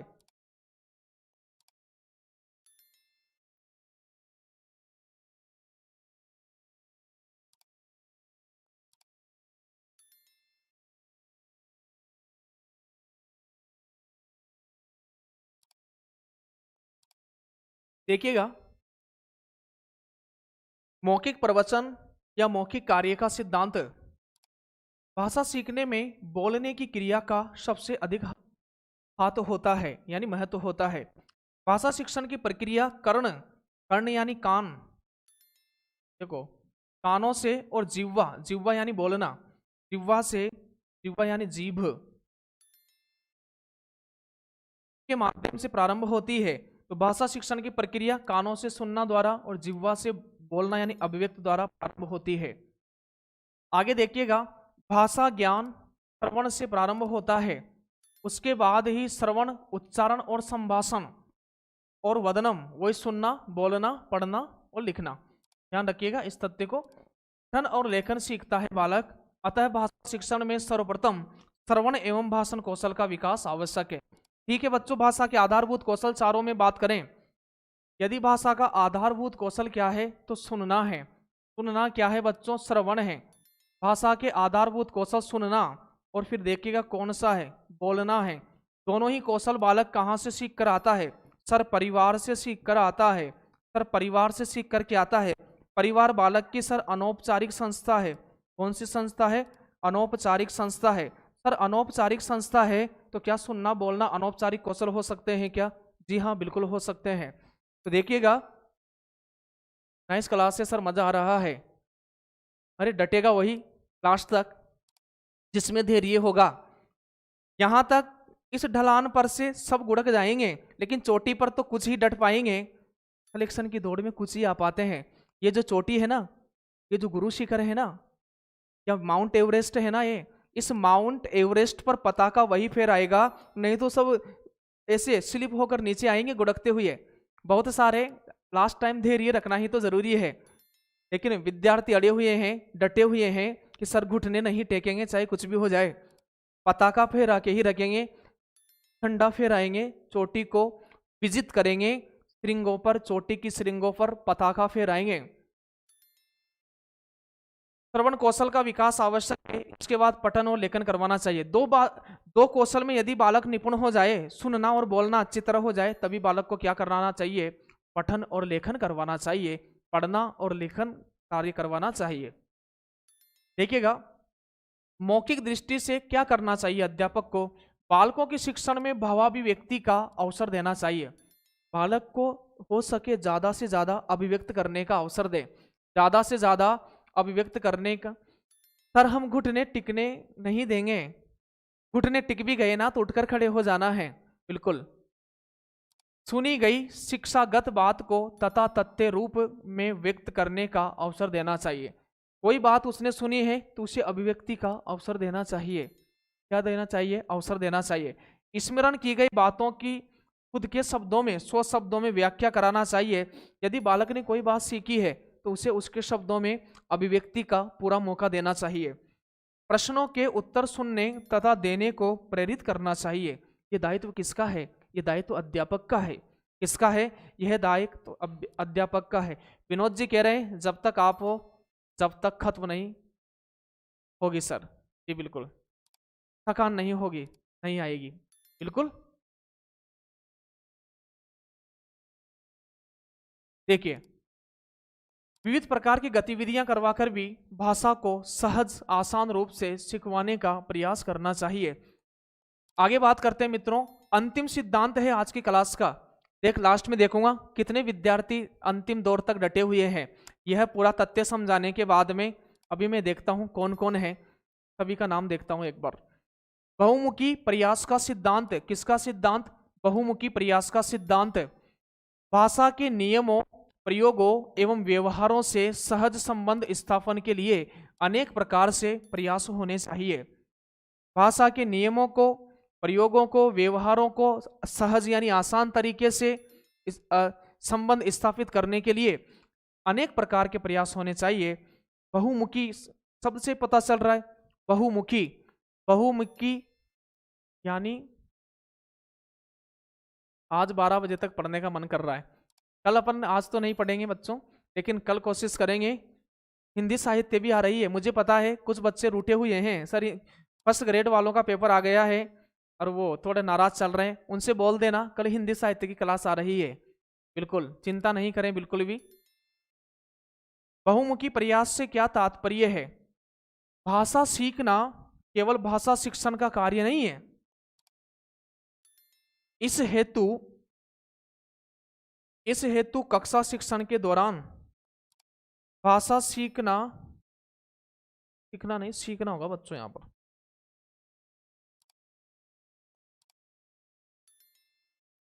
सिखाना तो सही कर लेते हैं, है ना।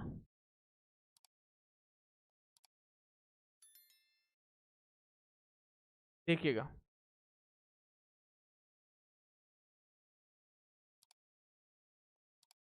भाषा सीखना केवल भाषा शिक्षण का कार्य नहीं है। इस हेतु कक्षा शिक्षण के दौरान अन्य गतिविधियां भी करवाई जाएं, जिससे छात्र भाषा पर अधिकार प्राप्त कर सके। छात्रों भाषा पर अधिकार प्राप्त करने के लिए पूर्व में पढ़ चुके हैं कि बार बार रिवीजन करना जरूरी है, अभ्यास करना जरूरी है, प्रयत्न करना जरूरी है, और प्रयत्न रुचिपूर्वक होना चाहिए। कैसे होना चाहिए? प्रयत्न रुचिपूर्वक होना चाहिए। देखिएगा, आगे बात करते हैं अन्य जिससे छात्र भाषा पर अधिकार प्राप्त कर सके। आगे बात करते हैं बच्चों, शिक्षक को क्या करना चाहिए? एक शब्द के विविध अर्थ सामने लाना चाहिए, शब्द का स्वरूप क्या है उसका प्रयोग करना चाहिए, उच्चारण रचना बताकर शिक्षक छात्र का ज्ञान पुष्ट कर सकता है, पुष्ट मजबूत कर सकता है। विविध प्रकार की गतिविधि करवा कर भी भाषा को सहज रूप से सिखाने का प्रयास करना चाहिए। ठीक है, कितने बच्चे डटे हुए हैं? 57 बच्चे। कौन कौन हैं? दीपक है, मुकेश है, राधिका जी है, उदय जी है। 8 बजे से डटे हुए हैं, उदय जी कह रहे हैं। जी बिल्कुल। तो देखिएगा, यदि आपने वर्तिका क्लासेस का ऐप डाउनलोड नहीं किया है तो यह इस तरह का लोगो है। वर्तिका क्लासेस का ऐप डाउनलोड कर लीजिएगा, वहां भी महत्वपूर्ण टेस्ट पेपर फ्री PDF मिलती है, वहां पर भी। सेकंड स्टेप में इस तरह से चीजें आ जाएगी, और थर्ड स्टेप में आपको एक OTP आएगी, वह सबमिट हो जाएगी। इसमें डाउनलोड करने के बाद में विभिन्न तरह की चीजें हैं। हिंदी के कोर्स बेहतरीन तरीके से बच्चे उसका लाभ उठा रहे हैं। कोर्स जैसे क्लास खत्म होती है तुरंत कमेंट आ जाता है बच्चों का, सर आज तो मजा आ गया कक्षा में।